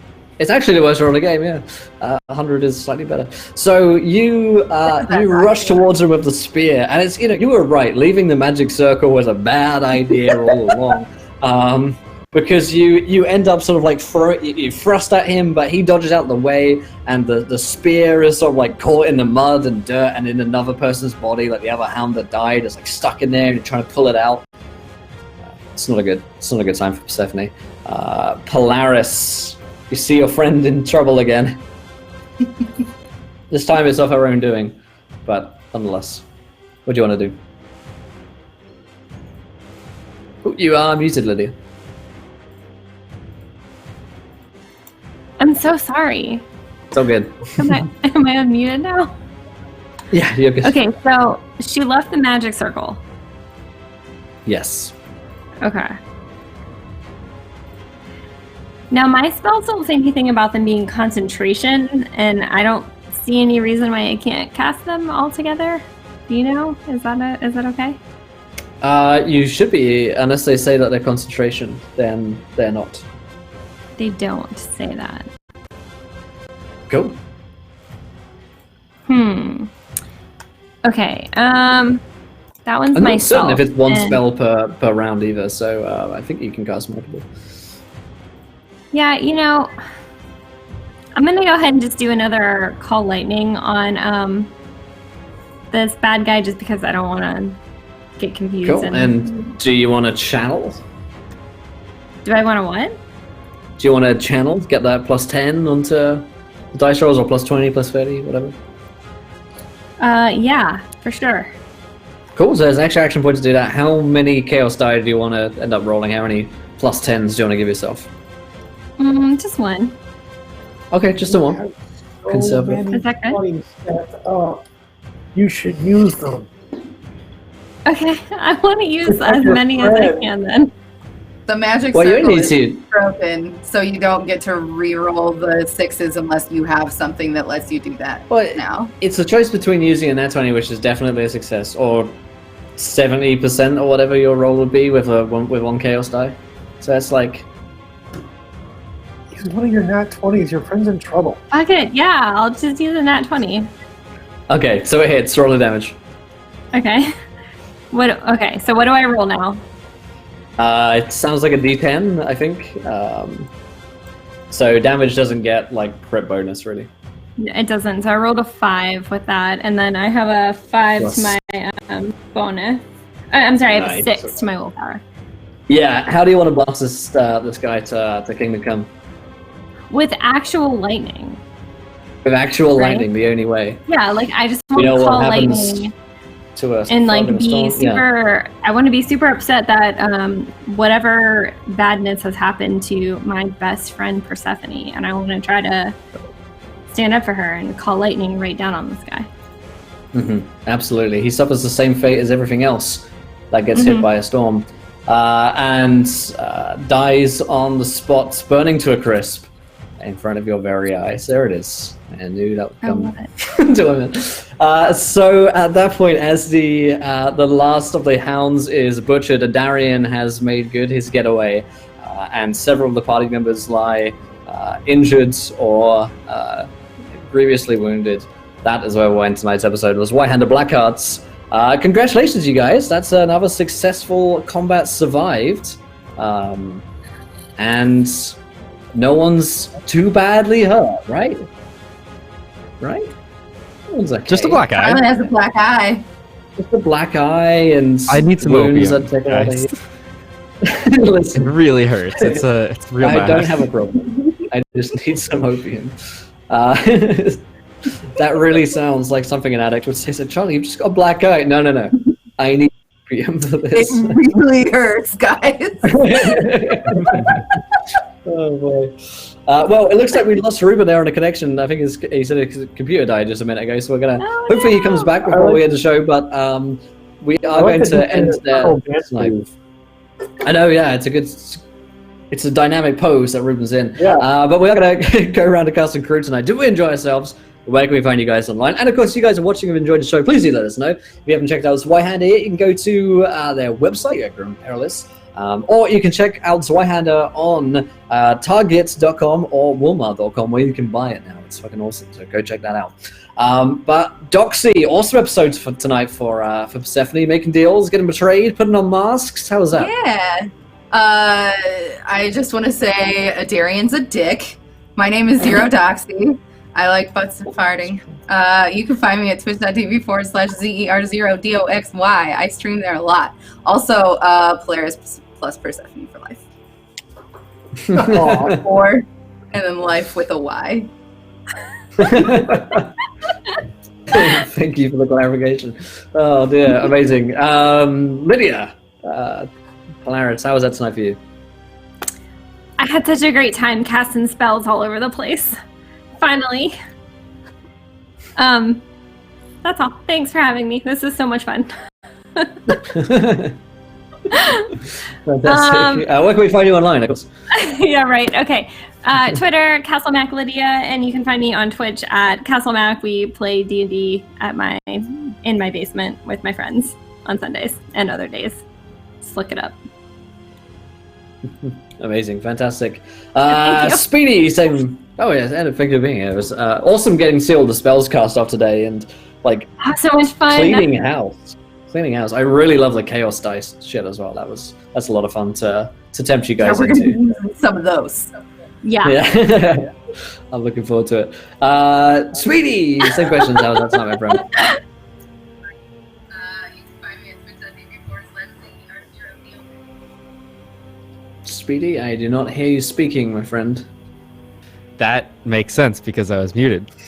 Tonight was awesome. I was very surprised to hear that mask start talking to me. I was not very surprised that he betrayed us, like immediately. So that sucks. But we got the book. I'm very curious to see what's going to be going on in that book. I'm also very appreciative of Persephone telling me her real name and very sorry that I'm very bad at keeping secrets. But it was fun to get into combat again and like now have like a sort of better grasp on it and sort of see like the real danger that exists in it and like how I very much could have died very easily. And I'm injured for like a while now. Right. So that's great. This game is awesome. I really enjoyed getting to get a little bit more into the rules of it and stuff. Definitely go check out Zweihander. I love it so much. As for me, I'm Speedy. You can find me everywhere as Not So Speedruns on Twitch and Twitter and all that. I'm also on Scraticus's channel on Thursdays for a space theme show that is very like wholesome and pure, and we're just romancing NPCs left and right. I'm a very wholesome robot. He doesn't realize he's hitting on a buff Goliath lady, but he is. And that's a lot of fun. Also check out at Cast Together on Twitter. It's an awesome community of streamers for mental health that I'm a part of. We just finished up our Valentine's Day campaign. We raised over $2,000 to write Love on Her Arms. So that's super awesome. And if you're interested at all in supporting mental health on Twitch and in gaming and stuff like that, definitely check them out. That's it. Thank you so much. Dope. Love it. And Emmett, how was that tonight for you? That was fun. That was really good. It was the first time Toon's ever done some real combat. Last time he threw a bomb, and that was great. He spent most of his time running. So it was good for him to slice and dice a little bit this week. It was good. I always have fun. Although, God, the creepy mask is just going to haunt me like all week. And when I have bad dreams, it's going to be your fault. Like, it's an advantage for me because if I wake up in the middle of the night and call you, it's going to be like first thing in the morning for you. So prepare to have at least one of your mornings this week completely ruined. Payback. My name is Emmett Initiative. You can find me on Twitter, but actually this week I want to shout out a couple of my friends that are just doing incredible stuff right now on CBS All Access. There's Wilson Cruz. He's playing Hugh Culber on Star Trek Discovery. He's at W Cruz, CRUZ 73. And Doug Jones, who is also whooping all kinds of ass on Star Trek Discovery. He is at actor Doug Jones. You should follow them on Twitter. They're good dudes and they're fun, especially if you like Star Trek Discovery. And if you don't, watch it. It's fun. It's worth it. So that's all I got. I'd rather promote other people than myself. Oh, and go to Speedy's Discord. So Yeah. Dope. Awesome. I think we have Ruben back of us there after a little disconnect. I got lost in the woods there. I couldn't. That was bizarre. At least I got the damage in. That was. You got the damage in the critical, yeah. Yeah, that was Critical, oh my nice. God. So, yeah, it took a minute for me to get back, but I'm glad to be here for the end of the show. Thanks. This was fun. I really that mask character is a delight. Big fan. I was so sad that I didn't get to because I had a plan for my 20 once I got in there, but c'est la vie, he used blood blink and got away. So, oh well. But yeah, this was delightful, and I can't wait to continue. Hi, everybody. I'm the Internet's Ruben Bressler. You can follow me on social media at MOXREUBY. You can catch me on Magic Mics live on Wednesday nights at twitch.tv/MAGICMICS and Twitter at Magic Mics Cast. This week we're actually on Thursday because I'll be on Inkwell Society this Wednesday night at 7 p.m. with Game Master Rudy Rutenberg on the D&D Twitch channel. You can also catch me on Ravnica the Broken Pact, which is the Dungeons & Dragons Magic the Gathering live play crossover show on D&D Twitch. That's twitch.tv/D&D and twitch.tv/Saving Throw Show. VODs on the D&D YouTube channel. And for the love of God, if you haven't picked it up, the Guildmaster's Guide to Ravnica. So good. It is pretty spectacular. I'm really happy with the book. Yeah. Some good shit right there. Love it. Well, that is where we'll end tonight's game. If you haven't gone and followed these guys, go ahead and do so now. My friends, if you're watching on YouTube, let us know you have been enjoying the show so far. We can't wait to see you guys next week, every Friday, 8 p.m. Eastern here on the Zweihander Blackhearts. Until next time, my friends, try not to roll too many nat ones. We want to be laughing when you do. Good night, everybody. Don't trust a fish, whatever you do. Bye.